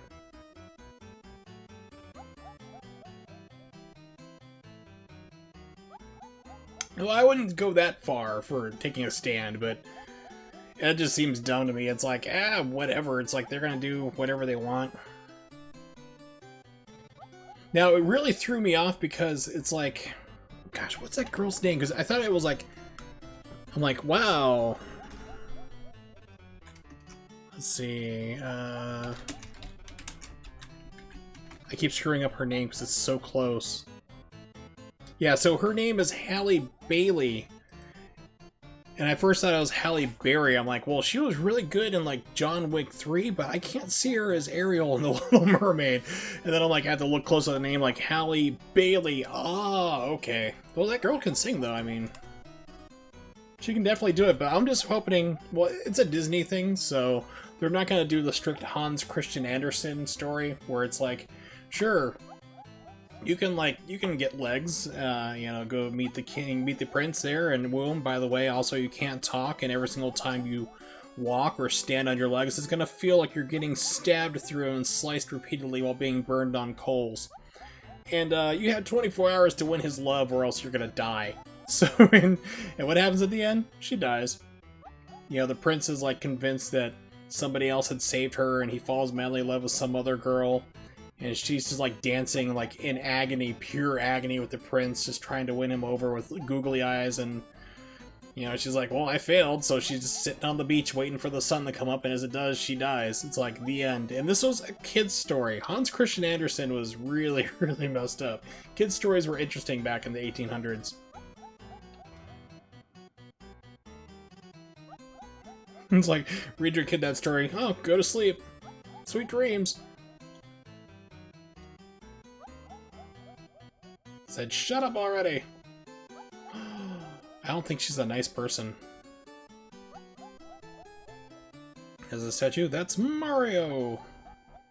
Valentina! I've been doing cocaine and lifting weights all day and I'm ready to take you on! One of my favorite Will Ferrell skits where he's like the crazy boss from hell. Hand over the key, now! Oh yeah, the Disney story is like really, really good. As in like being nowhere close to the original. Like Disney is like, yeah, we're gonna do the story and we need to change this because this is like really messed up. There was no talking, crabs singing songs or anything. It's a pretty depressing story. And this is the same guy who wrote, like, Little Match Girl. I mean, that should give you an idea. It's like, oh, what's this heartwarming story? It's about a girl who can't go home because she didn't sell enough matches. Her dad's gonna beat her. She's lost her home. She's trying to remember happier days when she actually had food and warmth, and she's lighting these matches one by one to try to stay alive, and she's hallucinating from hypothermia. And then, she sees her dead mom come back, and she feels warm and happy, and, oh, how's the story end? The cops find her dead on the sidewalk, frozen to death. It's like, wow. Another good story. It's like, what's the moral of the story? Do good in life, kids, or you're gonna end up frozen like this little match girl. Go to sleep, see you in the morning. It's like, jeez, man. Kids' stories have come quite a long way. Well, I remember The Black Cauldron. That was, like, I got to see that in the theaters, like, that was, like, I think it was, like, in theaters for maybe 2-3 weeks. I got to see that as a little kid, and that was like, whoa. It's like, the heroes don't win in that movie, they lose. And like I think it was the grandfather got turned into a pig or something like that. I remember one of the characters was a pig, gets boiled alive, you hear it screaming. It's just like, and the bad guys win. It's like, whoa, holy crap. And it was pretty dark and violent, so Disney kind of yanked it out, and they've never, to this date, I don't think they've ever released it on home video. I may be mistaken about that. I think that's the only one of the other ones other than like Song of the South that Disney refuses to admit ever exists, and they will never release it. I'm the real prince, that's who. I got my raspberry beret. How dare you listen to a private conversation that I'm yelling loudly in public? Yeah, exactly. Thank you, Mallow, for backing me up on this. Private, everyone at a 10-mile radius could hear you. If you're going to be this rude, I'll simply go and have to leave. So long, chumps! Valentina ran away. I shall fly the coop too.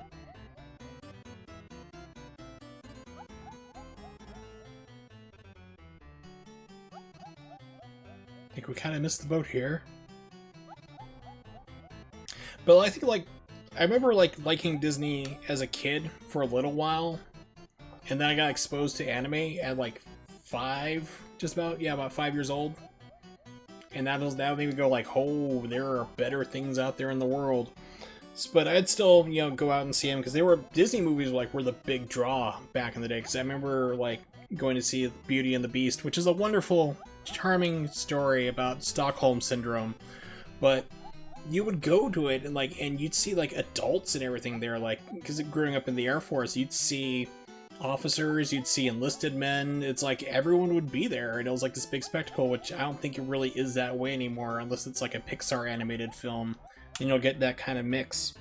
But Disney movies used to be pretty big, but the one that made me kind of go like, ugh, okay, I've had enough of this, was The Lion King, because I had seen The White Lion Kimba, and like I was sitting there, I'm like, this is completely ripping off Tezuka. This is completely ripping off this entire story, like beat for beat. And then they had Pocahontas, which was like, because I like history and I like reading things like that, and it was like, wow, Pocahontas was just a total crap shot. I mean, it was terrible. Pocahontas was not the body of Tia Carrere. She was like 12 years old, and by all historical accounts, this is not me being mean, all historical accounts, she was ugly. It's like, yeah, and she did not have a relationship with John Smith. Yeah, it's just all sorts of stuff. It's just like, okay. I don't know how successful that movie was either, really.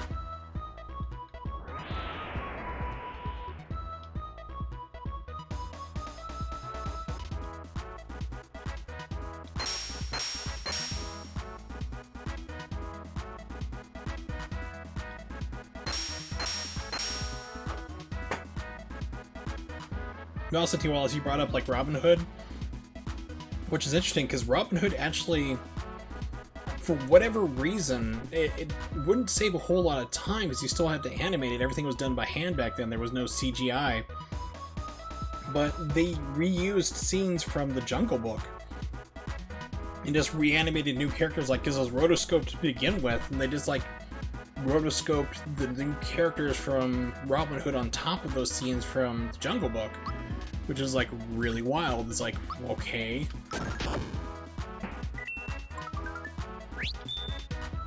Not sure why they do it, but they did.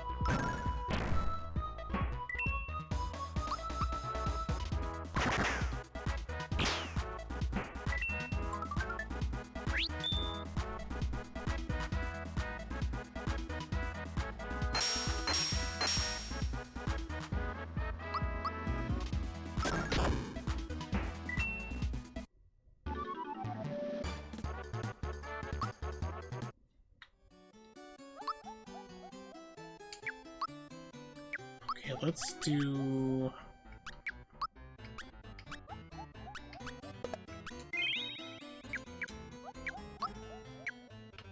Yeah, I was gonna say, I'm just about to get in a fight, managed to get that, like, one frame before it hit.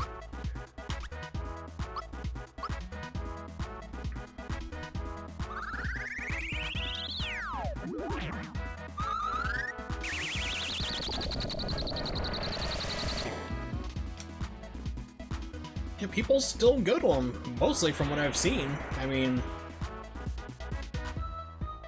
the whole thing about, like, Hollywood being out of ideas and stuff has actually been going around since, like, the 70s, when you had people like George Lucas, Coppola, Dennis Hopper, which I think seems to, like, people forget he's a director, too. He was a director before he, you know, died a couple of years ago. But, I mean, they were, like, Hollywood's rehashing the same boring stuff, we gotta do something new, and they're just doing sequels and other things, and they did change things around, but it really is, it's the same thing now. It's like rehashing things, remakes, sequels, and video games do the same thing. It's like everyone's in the same thought process, which is why when you get something that's completely different, you know, it becomes like a big humongous success, because it's different, it's outside the norm. Like, the only, like, thing I can really think of that did that in the last 25 years or so was The Matrix, even though that was, like, wire-fu things I had seen, like, what was it? Fist of Legend, Jet Li film, which, Wu Ping had done the choreography for. But the Wachowskis actually saw and said, wow, we gotta get this guy to work on our movie we're doing, get his choreographers and stuff, because, I mean, those fight scenes in the Fist of Legend are really awesome. But, like, The Matrix was something that just kind of took everything and made it new, and, you know, it wasn't a sequel or anything, and then the sequels just turned to garbage, but it was a different idea that hadn't really been done, and it turned out to be a huge success. And now we have, like, cinematic universes and all that stuff going on. Sequels upon sequels and long plot lines, and...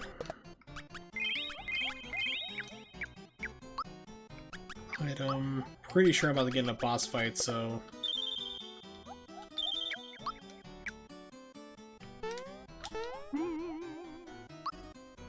It's also, like, one of the reasons why I started watching, like, foreign cinema.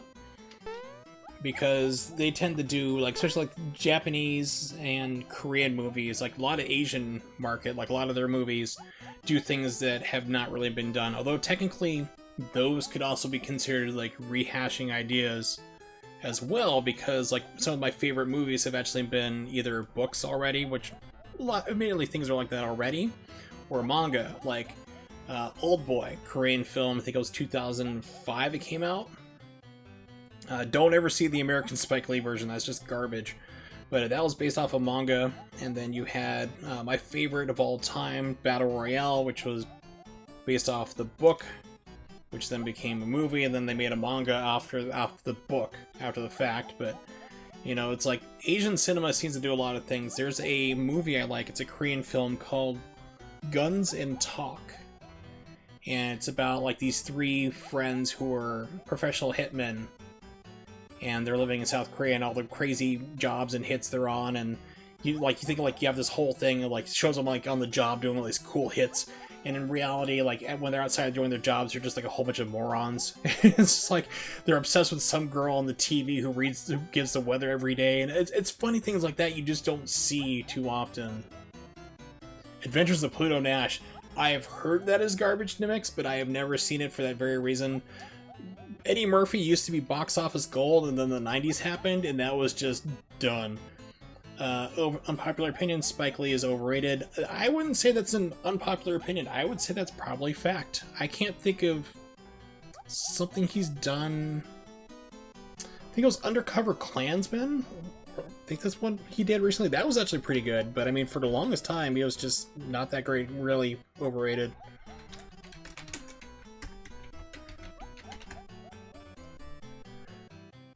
No, Black Klansman. That's what it was called.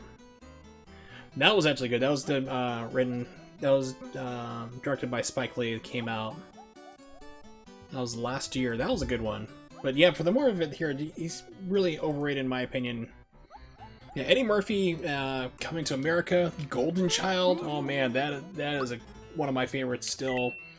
Beverly Hill Cop 1 and 2. Forget 3. That was just not that good.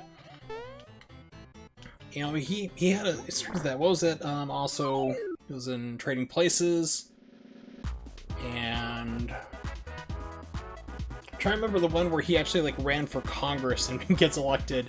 That was also a good one too.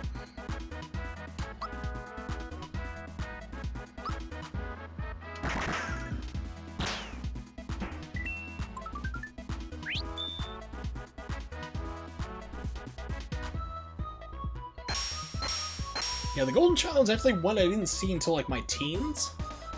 I was like, how have I not heard about this movie? It's like my brother and I watched it and just laughed our butts off.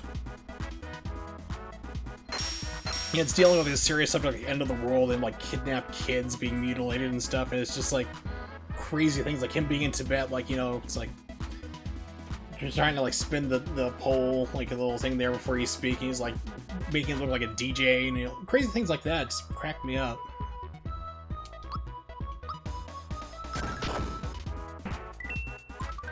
Oh yeah, they were an amazing team. Gene Wilder and Richard Pryor were great together. Superman 4! Oh, Superman 3. Oh, yeah, so 4 was terrible already, but 3 was just... I'm not a fan of the Superman films as a whole, really. But my friend and roommate at the time, Danny, he was like, you haven't seen Superman 3? I'm like, nope. He was like, I got it! So we watched it, I'm like, you gotta be kidding me. Like, this was a movie they put in the theaters? Yeah, it was terrible. It was just... That was... unexplainable. It was like, I was bored more than anything else.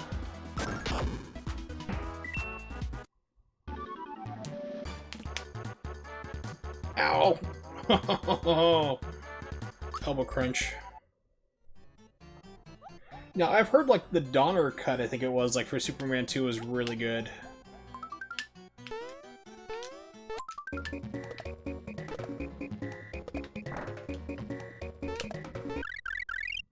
Yeah, take that, Dodo. Then we have Superman 4, which is one of those... It's so bad, it's not good, but it's entertainingly bad. It's almost, for me, it's pretty close to the level of like watching something like The Room, where it's unintentionally hilarious because it's so bad. Pardon me, but yeah, I'm like T-Wall, it's like I didn't like Superman at all, really. A door to nowhere, that's perfect.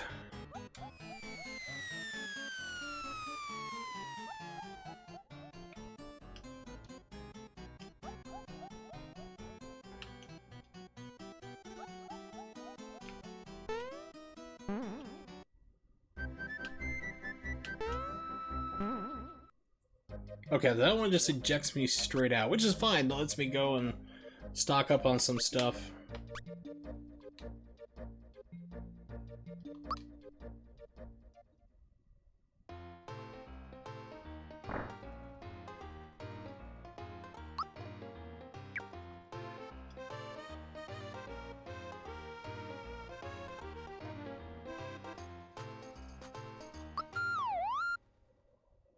Yeah, Superman 4 was like the absolute worst. Like Lex Luthor steals Superman's, like a strand of Superman's hair and tries to create like a clone of Superman, I think it was. It's just, it's amazingly bad. Amazing bad.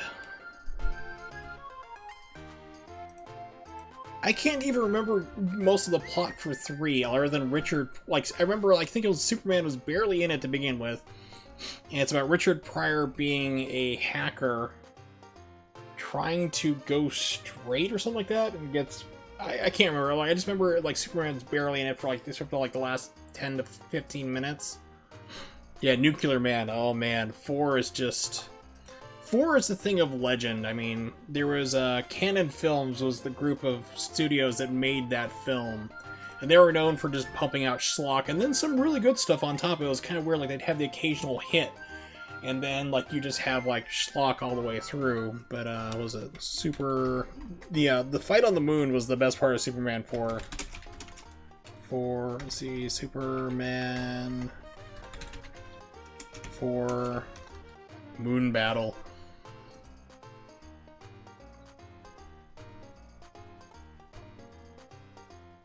It's like everything's in slow motion and the choreography is terrible. Yeah, Superman 4, The Quest for Peace. Oh yes. Mel Brooks, and like I said, for me, Blazing Saddles is like, has to be like my top one that Mel Brooks ever did.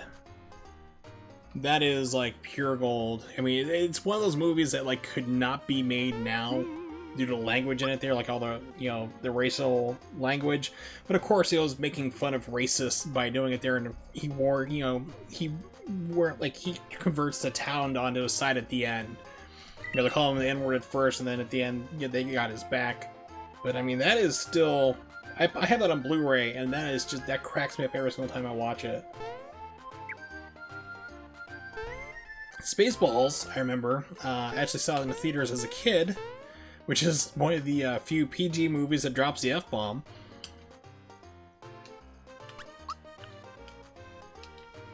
But I haven't seen that in probably 20 years. I should watch it again.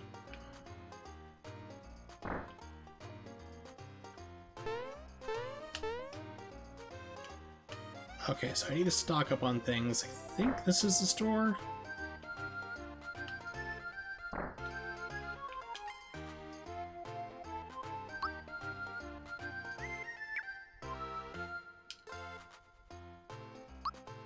Armor, nothing there.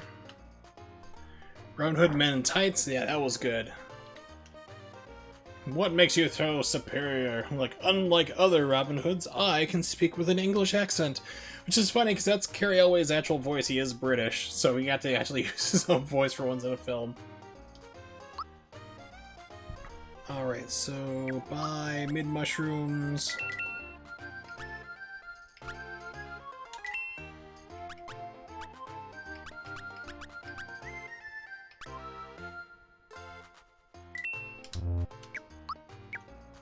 I think I'm maxed out on items now.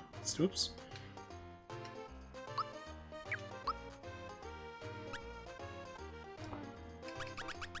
Bracer.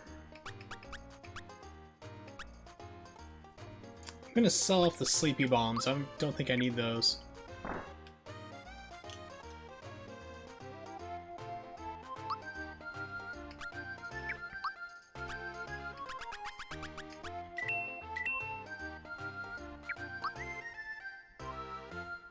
Princess Bride was Rob Reiner, and that's a movie I'm gonna tell you right off, don't watch it in high definition. Like, don't watch the Blu-ray, because I have the Blu-ray.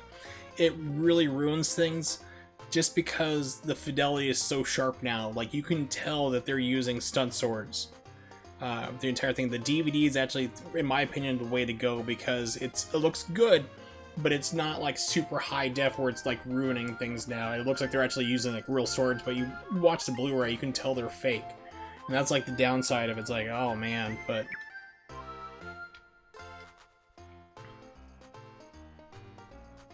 So that's one I kind of tell people, is like, yes, watch the movie, but don't watch it in HD if you can. It's like, it's gonna kind of, you know, ruin the illusion a little bit. But that was a lot of fun. That was like, I guess you could say that's like one of the first movies where they actually trained people to do things. Like The Matrix kind of made it like more standard. Like, 'cause I remember like watching The Matrix in the theater. Like, I got to see it the day it came out with like only 15 other people because nobody knew what the hell it was. And I remember some people like saying like, "Are these stunt doubles?" I'm like, "No, these are the actual actors that are doing this." Like, I was impressed, but like for Princess Bride, they learned, you know, how to sword fight. They learned the whole choreographed thing, like left and right hands. They had to learn how to fence and do all that stuff, which is pretty cool. So you can kind of see that that's like one of the first earlier movies that kind of with that whole step of like, no, we're not going to have stunt doubles here except for like the gymnastics parts, you know. Carrie Elways wasn't really doing gymnast routines off a bar, but you know, but everything else though, like with all the sword stuff, they actually had to go do that. Yeah, Andre the Giant was good, but I could never understand him as a kid. I'm like, I can't understand what he's really saying. But yeah, he played a really good character in that. There's a lot of good humor to it. It is a classic. I showed that movie to my dad like about 3 months ago or so, and he was just like seething. He's like, "This movie's so stupid, it's dumb, oh my god." I'm like, this is a classic movie. It's weird because it didn't do too well in the theaters when it came out, and it really found it kind of became like a cult classic. Not really a cult classic, but it found its audience when it went to cable and home release. Like, first time I saw it was on Showtime, because at the base we were at the time, if you were on a military base and you had cable, they would give you like HBO, Showtime, like all these like things there for free as part of the package for being in the military. So I didn't see it until it hit Showtime, like around 87 or so, and we're like, this is the great movie. And like next time it came on, we recorded it on the VCR. But yeah, it was amazing. Another good movie that really didn't do well in the theaters is Dredd, the 2012 version. That was another movie that, like, 'cause, I mean, like myself, I remember Judge Dredd from 1995, and just being like the Sylvester Stallone, terrible, really bad movie. And I'm thinking like, well, why the hell would I watch something like that here now? So I think like a lot of people had the same thought like I did, and then it wasn't until it came out on home video and got released like video on demand that people watched it and went, whoa, wait a minute, this is a really good action movie. And it really is. If you haven't seen Dredd, not Judge Dredd, not the 1995 one, but Dredd from 2012, like I said, definitely give it a watch. It is a good one. Yeah, Dredd is closer to the comics, kind of. I mean, the comics go really off the rail. Okay, so people are just bugging her for like House of Prince and the King and stuff like that. But yeah, it shows like how terrible everything is there. But basically, Dredd has a rookie with him who turns out to be psychic, and they go respond to a murder call. And it turns out there's like a drug dealer at the very top of this like 200 like story building, this mega structure where all these people live, like 50,000 people in one building type deal, and they get locked in. You know, the evil villain at the top's like, hey, he's like, there's like 2 judges here, you know, I want them dead. So it's like they have to fight their way up to the top and take out the entire boss, like to take out like the drug dealer kingpin at the top, and they got this entire complex, like 50,000 people against them. And not everybody's bad. There are good people here and there and stuff, but yeah, it gets really wild.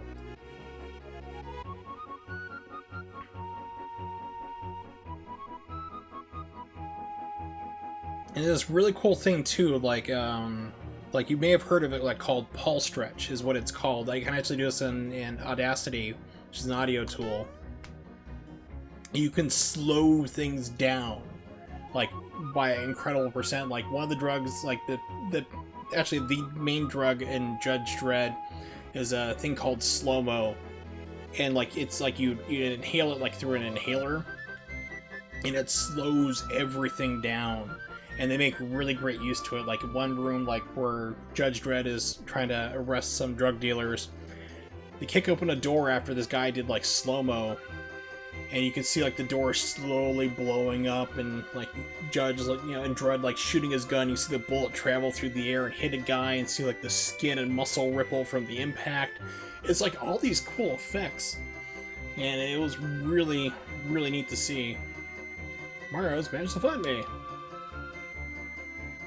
Yeah, Bloodsport was actually the one that really got his career going. People try to credit some other film that got him more exposure. I can't remember what it was called, but Bloodsport's definitely the one that got him going, and that was, I think that was a canon film, based off of the classic fraud of Frank Dukes.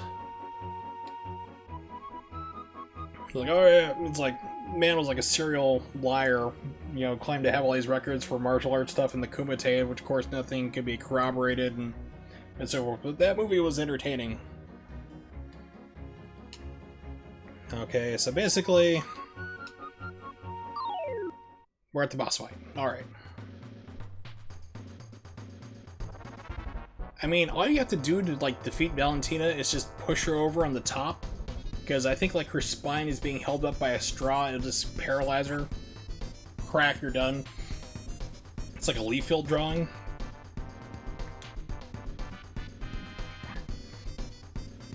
Alright, so give me 1 second.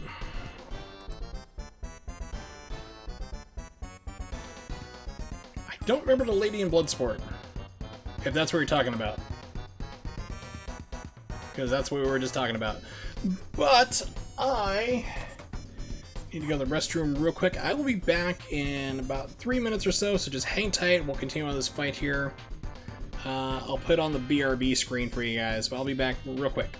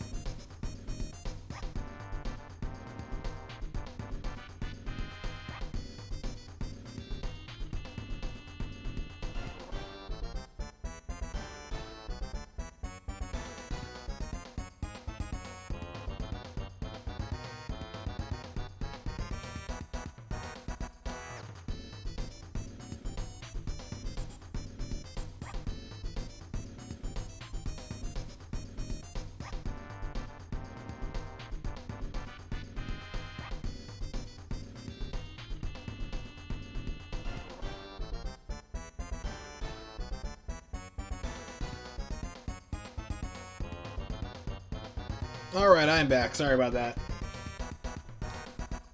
Alright.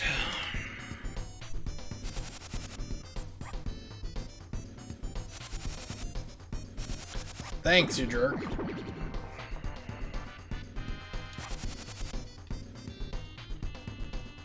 Oh, he took away my specials. Okay.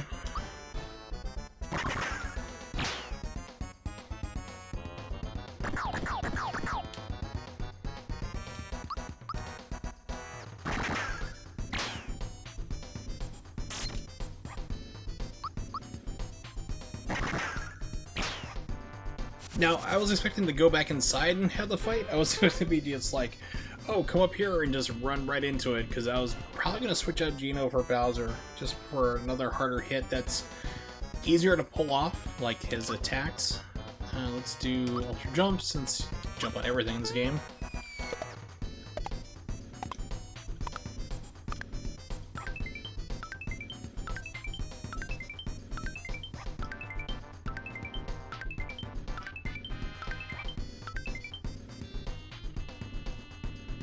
Breast jiggle! What type of game is this? The answer is a good one. Can you shocker?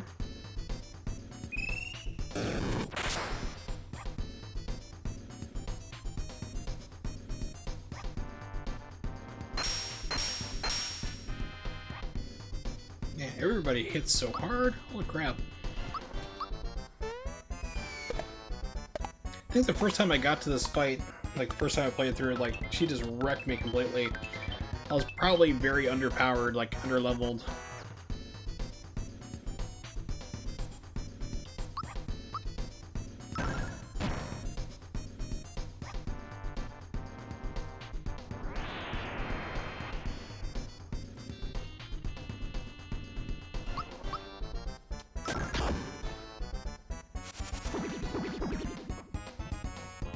Dodo! How could you lose already? Well, come on, get over here.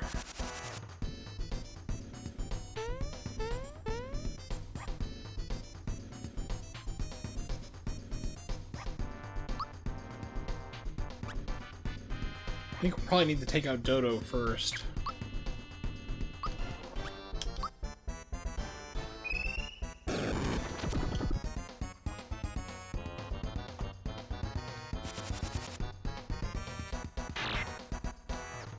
Okay, so anti-status pins would have been good. Let's see, what was I going to do?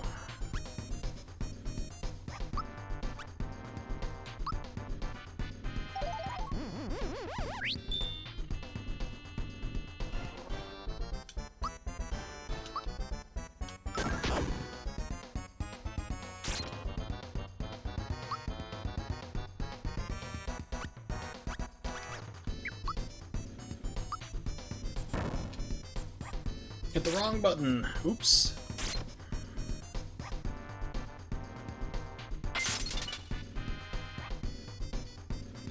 Yeah, she is just wrecking us. Holy cow. Okay.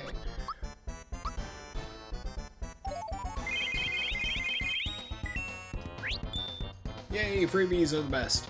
Alright, so Mario's back up for that.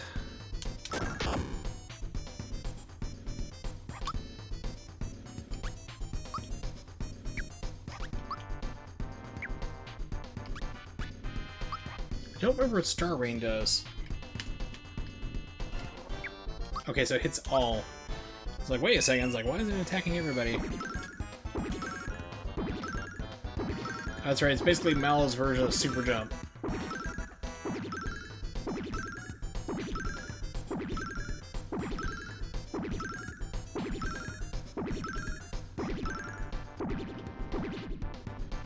I said it hit all, but it just only attacked her. Okay.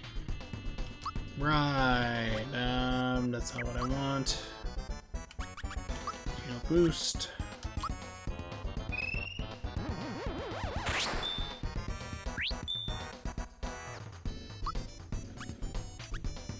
Yeah, it's only letting me attack Valentina. So I guess maybe Dodo's out of it? I don't know where Mario hit, but I'm pretty sure it's going to result in a sexual harassment lawsuit.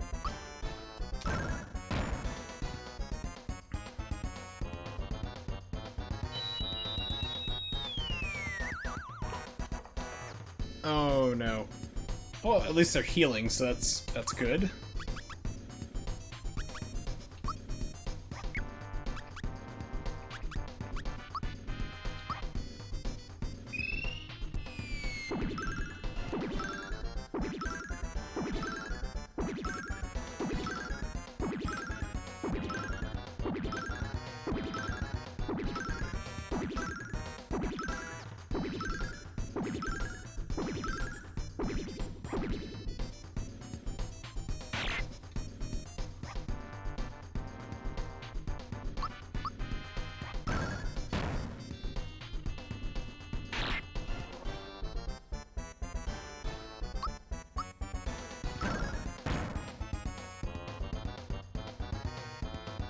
I don't believe this. Show's over, folks. Dodo, let's get out of here. Well, everyone, until we meet again. And we'll never meet again.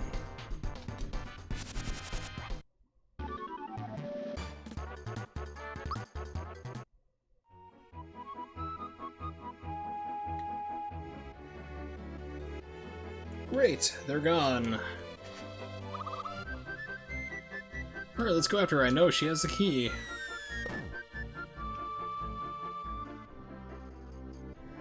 Mario, look!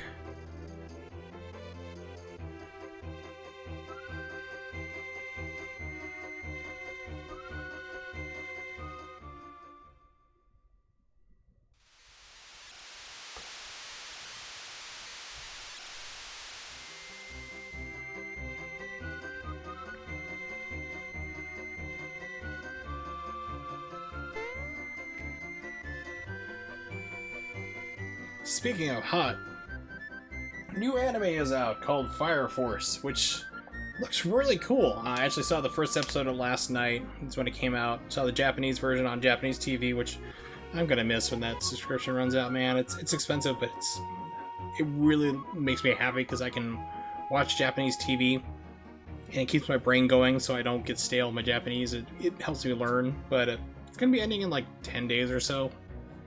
But Fire Force is like future world, like Tokyo has been like burned down and rebuilt again, and spontaneous combustion happens in people randomly that kind of like turn into demons.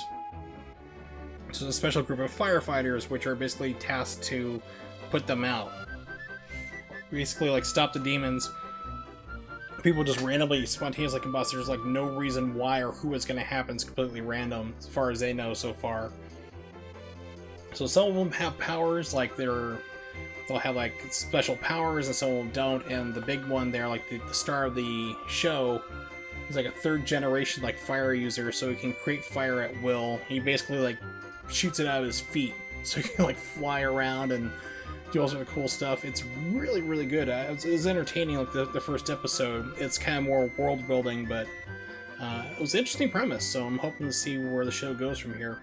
Plus, also, it features music from the opening from Mrs. Green Apple, which is a Japanese band, of course, that has like almost no exposure in the States. So that's changing, because even the dub version I saw Funimation is putting out, the exact same show but dubbed in English, even still has their music still, which is awesome.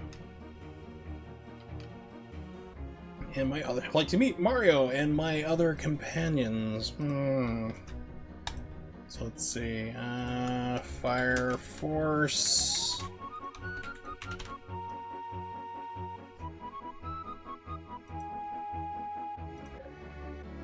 Opening.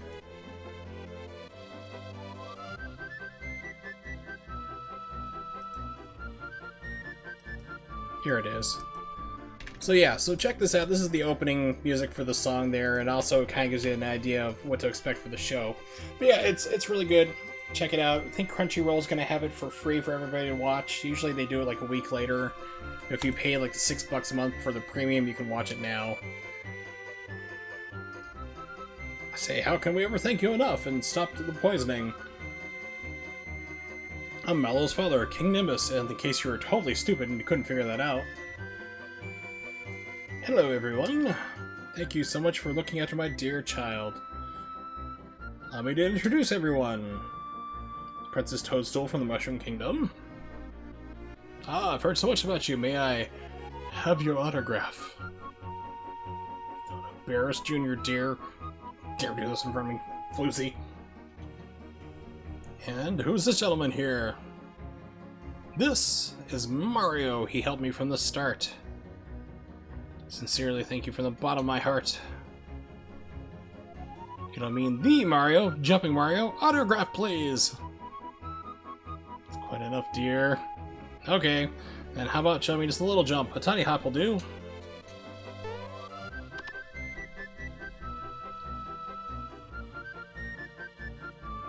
Fantastic. Show again later. So it's like, is jumping like a fetish in this universe? Because everyone's like, gets so excited when he does it. What do we have over here? This is Bowser, leader of the Koopa Troop. Oh, another famous person. This is just too much. I must have your autograph. Here, a little scribble? Okay. Quite forgetting my manners. Well, who do we have over here? This is Gino, who I told you all about. Okay, English. This is Gino, who I told you about before. There we go. Oh, it's that story about the Star Street. How awful. Star Road. By the way, a little before Valentina took over, a large star fell into the volcano. The dreaded Tsar dragon inhabits the volcano. Wow, I suddenly can't read anymore. It's going to be tough getting a star out of there. Perhaps I, working together, could handle that beast. When I was young, yeah, whatever. Now, once at the volcano, find Hinopio. He'll be able to help you. You be careful, Mallow. Don't get roasted like a marshmallow. Okay, Mom, I probably won't come back until we find the star.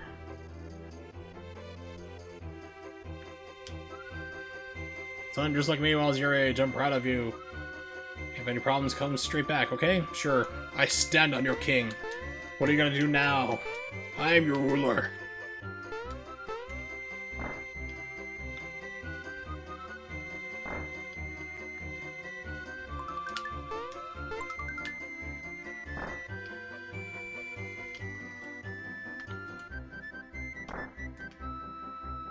Okay, so this takes me back the same way.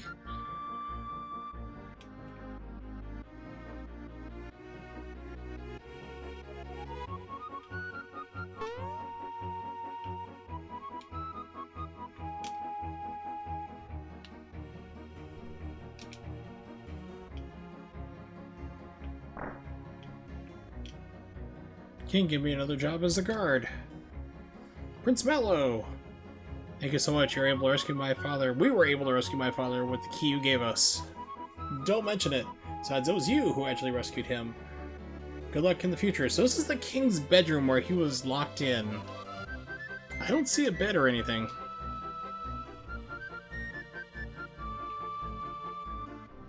Here, this is for me. Please take it.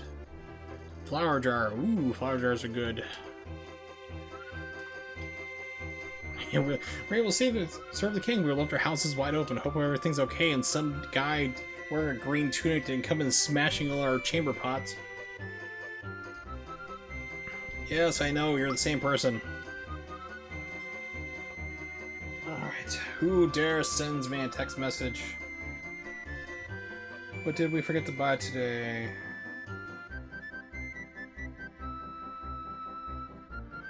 Alright, so I went shopping today, which was interesting because I went to Sam's Club and oh baby, that was as far as I could do. It was not really that good. Let's see.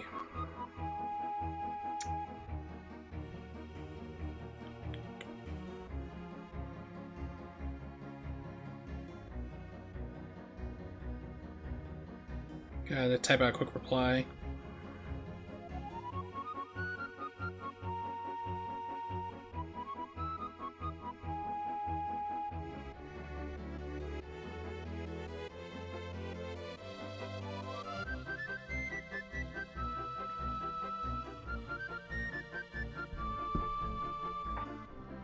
Yeah, so the original plan was to go to Sam's Club and then Walmart, and I could only do Sam's Club. Like, I got done with that, I'm like, okay, I'm destroyed.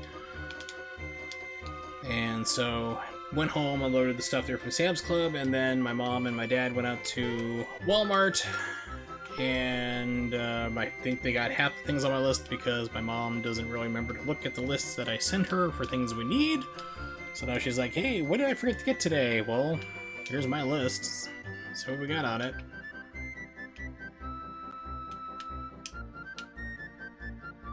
Yeah, that's nice. Hey, the prince is back. Yeah, you're a crybaby. It's like, thanks, dude. You're awesome.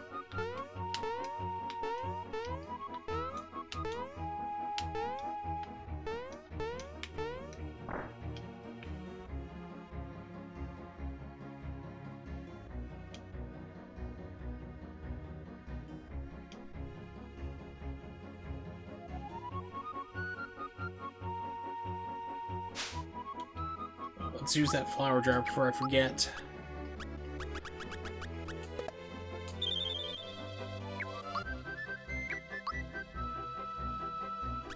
So mid mushrooms are fine, max are better.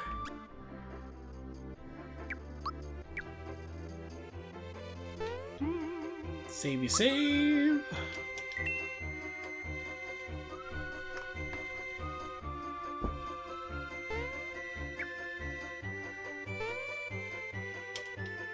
Should all be healed up. Yeah, okay.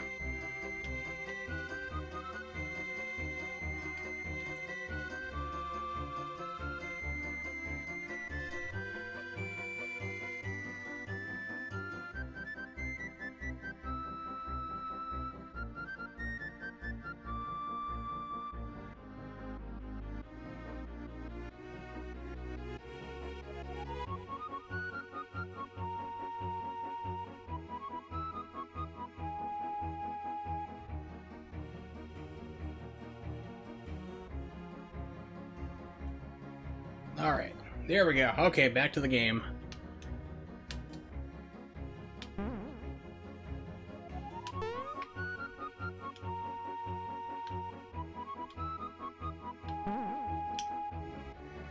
Hot Springs, only royalties allowed. I am royalty, let me in there.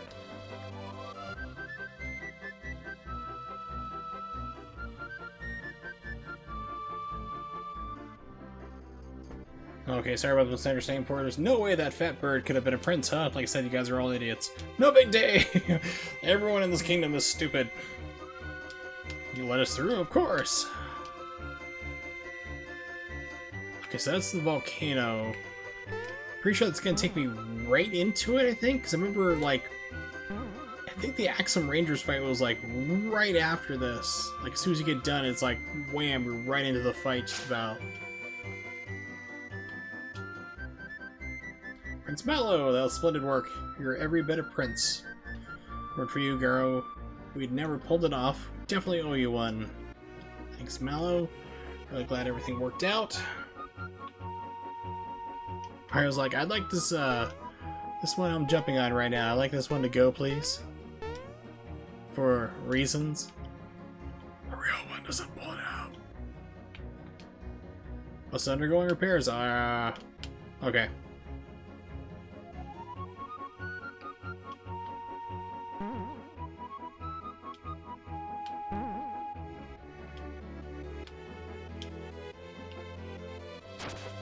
I'm all healed up. Danger beyond the coast of the volcano.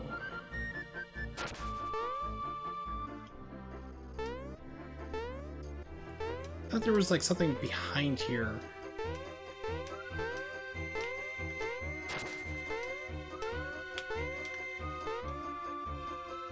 Nope, guess not.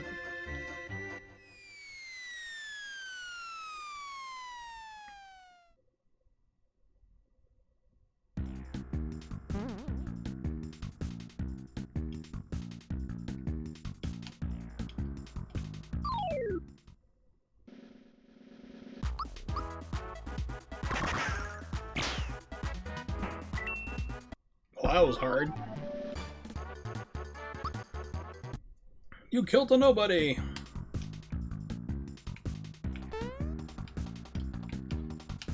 I think that hurts me. Nope, it does not. Okay.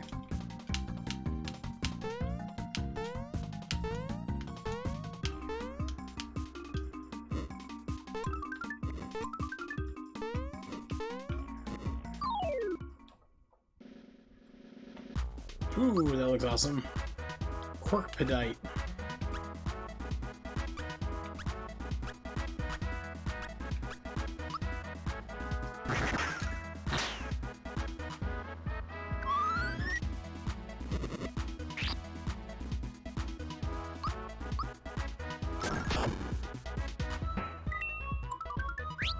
I was afraid of that. I'm like, okay, it's got head and body, it's probably different hit points. Which is correct. Migraine. No, thank you. Wow, so that just straight up murders you.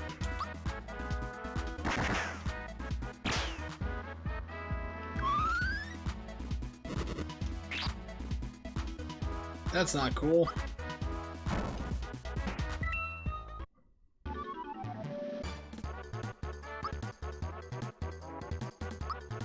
$23, alright.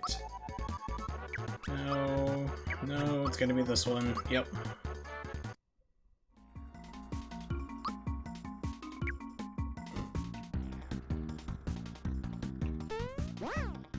Okay, so it puts you back from the latest entrance that you came out of.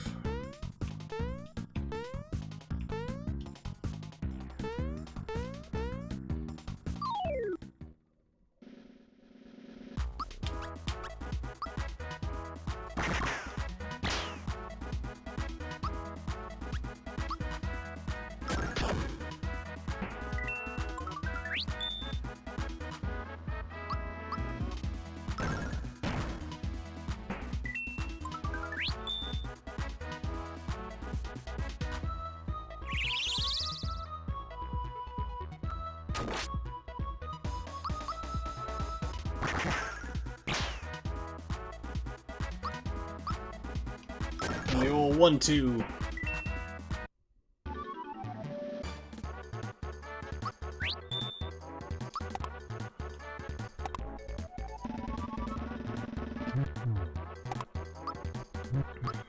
All right.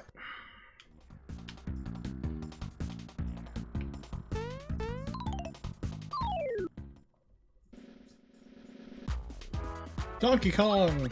I mean, Chained Kong.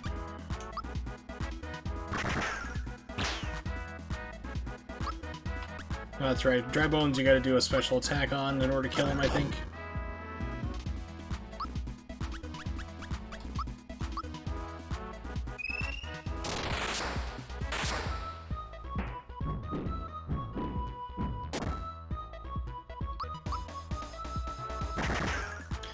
Speaking of, like, one of the Kongs, Donkey Kongs, I was actually telling my mom about the King of Kong today, which is a good documentary about Steve Wiebe challenging the fraud Billy Mitchell for the title of top Donkey Kong player. Pardon me. I think it came out like 2005, 2006, something like that. I think it was closer to 2005, but it's a good documentary, definitely check it out. Just be aware that Billy Mitchell is a proven cheat who has now been banned from Twin Galaxies, had all his scores removed, everything.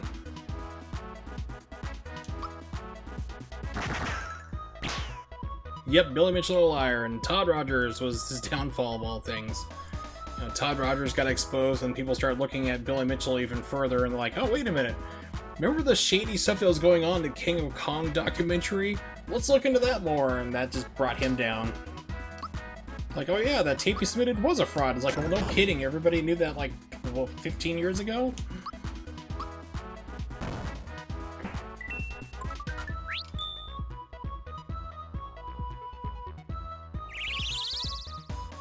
Yeah, then I explained, like, Todd Rogers.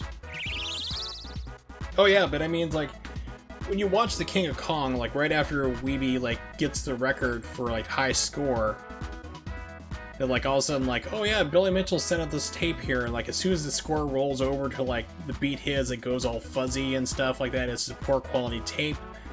And that was one of the things they had looked at, too, because it was on video, too. So the guy who did it there, OmniGamer, also looked at that tape from the documentary. They're like, this videotape was also done on an emulator. You know, it's like, Mitchell had been, like, lying for years. But yeah, you know, Todd Rogers kept doing that there. So I explained Todd Rogers to my mom, too. because it's like not only is it like making absurd things, but I mean people can look at the code now for it. It's like, okay, if you can look at the code for a game and see the maximum score is 1 million and you're claiming like 20 million, it's not possible. Or if the game goes up in scores of 5, increments of 5, and you claim that you have a 9 score, you're like, maximum score is like, you know, my world record score is 9,000,004. It's like, that's not possible. But I mean, nobody checked him on it because he was part of the good old boy system. He was one of the judges, and the other judges were his friends. So yeah, it just kept going for a long time. I mean, credibility was destroyed. I mean, Twin Galaxies has, like, no credibility in my opinion anyway. I mean, just how they run things for Super Metroid is insane. I know I've talked about it before. Like, these are the world records for speedrunning this game, and you can't use mock ball, you can't use all these different techniques that, like, everybody else does, so they've been a joke for a long time, really.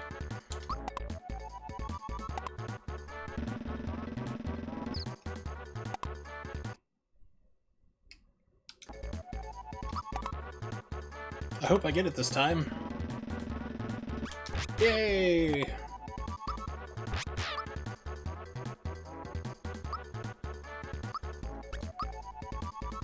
Yeah, they banned mock ball. A couple other things too, like a lot of common things in speedruns. So like basically they wanted everybody to do it like just straight off, nothing advanced techniques. They may have changed it, but I mean the last time I looked, it was like, it's just crazy. Let's see, Twin Galaxies, Super Metroid.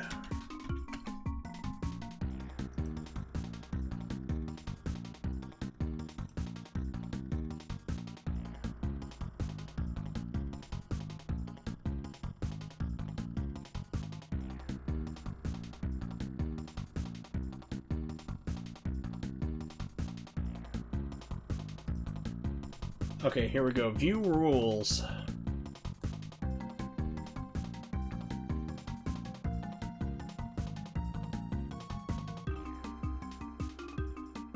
Oh, they changed it now. They finally allowed mock ball.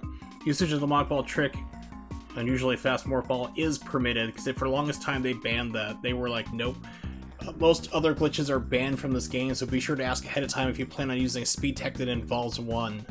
You must let the game go through the credits to show your collection rate and completion time, and your record will be disqualified. So they allow mock ball now, but they're still like, well, other glitches are going to be banned. They don't define what they are. You have to ask what it is. And the fastest time they have is 33 minutes.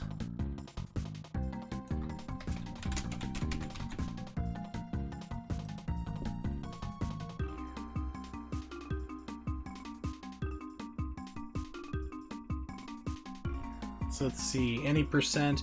This is minimalist speedrun, so who knows what the heck that is. No, it can't be RTA at all. So lapse time 33 minutes. So they gotta be going by the in-game timer, because the fastest one that I can see on speedrun.com for any percent is by Behemoth87, which in-game time was 27 minutes, but I mean real time is 40 minutes and 56 seconds. So according to them, they're like, oh, this guy, Andrew Wilkes, he's got the fastest time ever. It's like, no. It's like there's other people who beat this stuff. It's like undisputed, can't prove, you know, that... And he did 100%? What? Yeah, take a look at this here. Let me send you the link. Yeah, so... 100%. 33 minutes in-game time. Where's the video, at least? So what do they consider to be 100%? Because it says 100%, but then here's speedrun for Super Metroid. Collection item rate is 27%. So Twin Galaxies is just all over the place. I mean, they are just... Oh, really? That's awesome. But yeah, I mean, like, Twin Galaxies is all over the place. I mean, for runs and quality and everything else, it's like they're a joke, in my opinion. The whole Todd Rogers and Billy Mitchell thing just kind of cemented it. Oh man, I got a star, like there's nobody here. Thanks, game.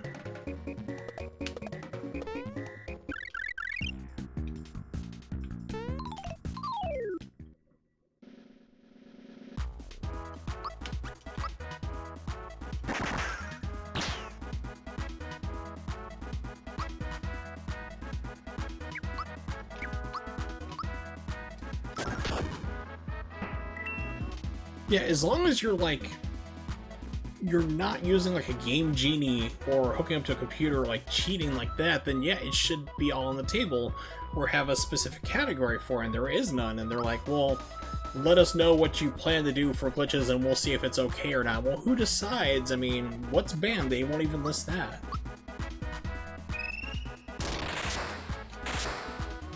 Because when I started looking at speedrunning, I'm like, okay, well, before I found like speedruns.com and Speed Demos Archive first, which is really desperate need of an update. I'm surprised that like Speed Demos Archive is still a thing, to be honest.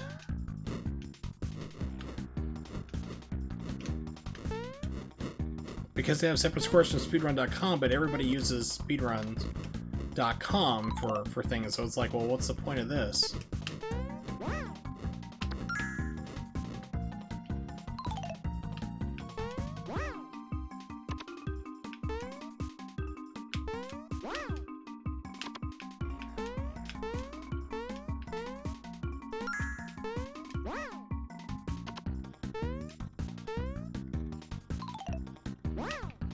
Okay, that lots to be way over here.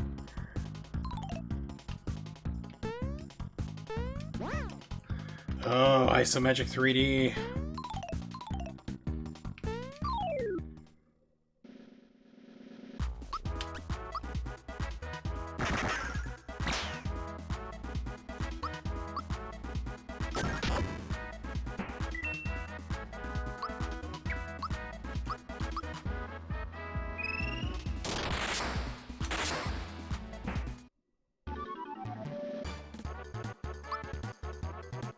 Okay, Bowser levels up.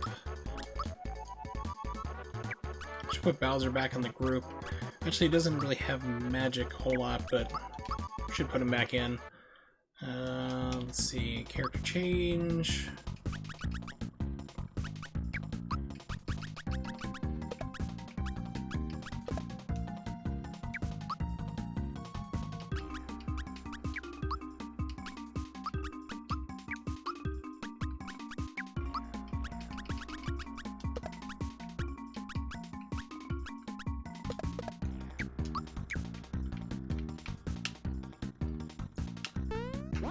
Nope. Alright.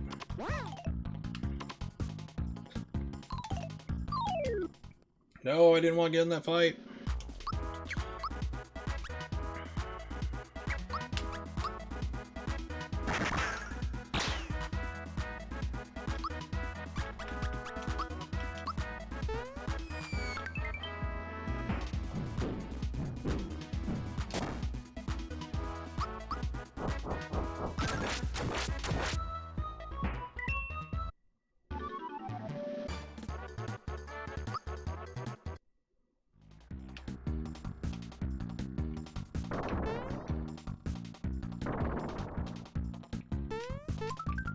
There we go. It's like, please let there be a save point somewhere. There we go. Finally!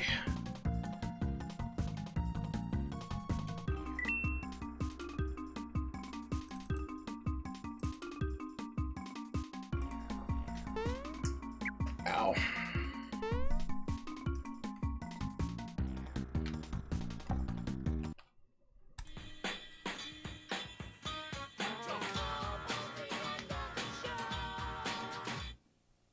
Yep, we've reached the end of the stream for today. My hands are starting to get stiff there. I'm getting tired up, so it's time for me to rest, get something to eat. I'm getting hungry too.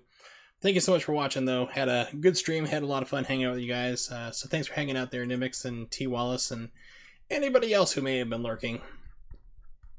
So, not sure when I'm going to be streaming again. Might do it tomorrow, I'm not sure. I'm thinking I might do a Bayonetta 2 speedrun, probably New Game Plus if I do. Just so I can whip through some stuff real fast, and then I might get back to this game, we'll have to see. But if I don't do it then, it'd probably be Monday is what I'm thinking. So I do stream at 8:30 p.m. Eastern Standard Time. If you're not sure when that is, just go ahead and type that at Google. It'll tell you for wherever you are in the world. And if you're not following me now, you can also check me out on Twitter at Wursel555. So that way, whenever I stream, I usually post around 2 or 3 hours in advance, so you can know when I'm streaming and what I'll be playing, or if I need to cancel for whatever reason. So keep an eye on there. So let's see. Yeah, it looks like we're good here. So Speed Gaming's doing a Metroid Zero mission. Yeah, Zero mission there. So we'll host over to there. We'll do a host for it. Alright, so thanks for hanging out, and we'll see if I see you tomorrow or Monday. Peace.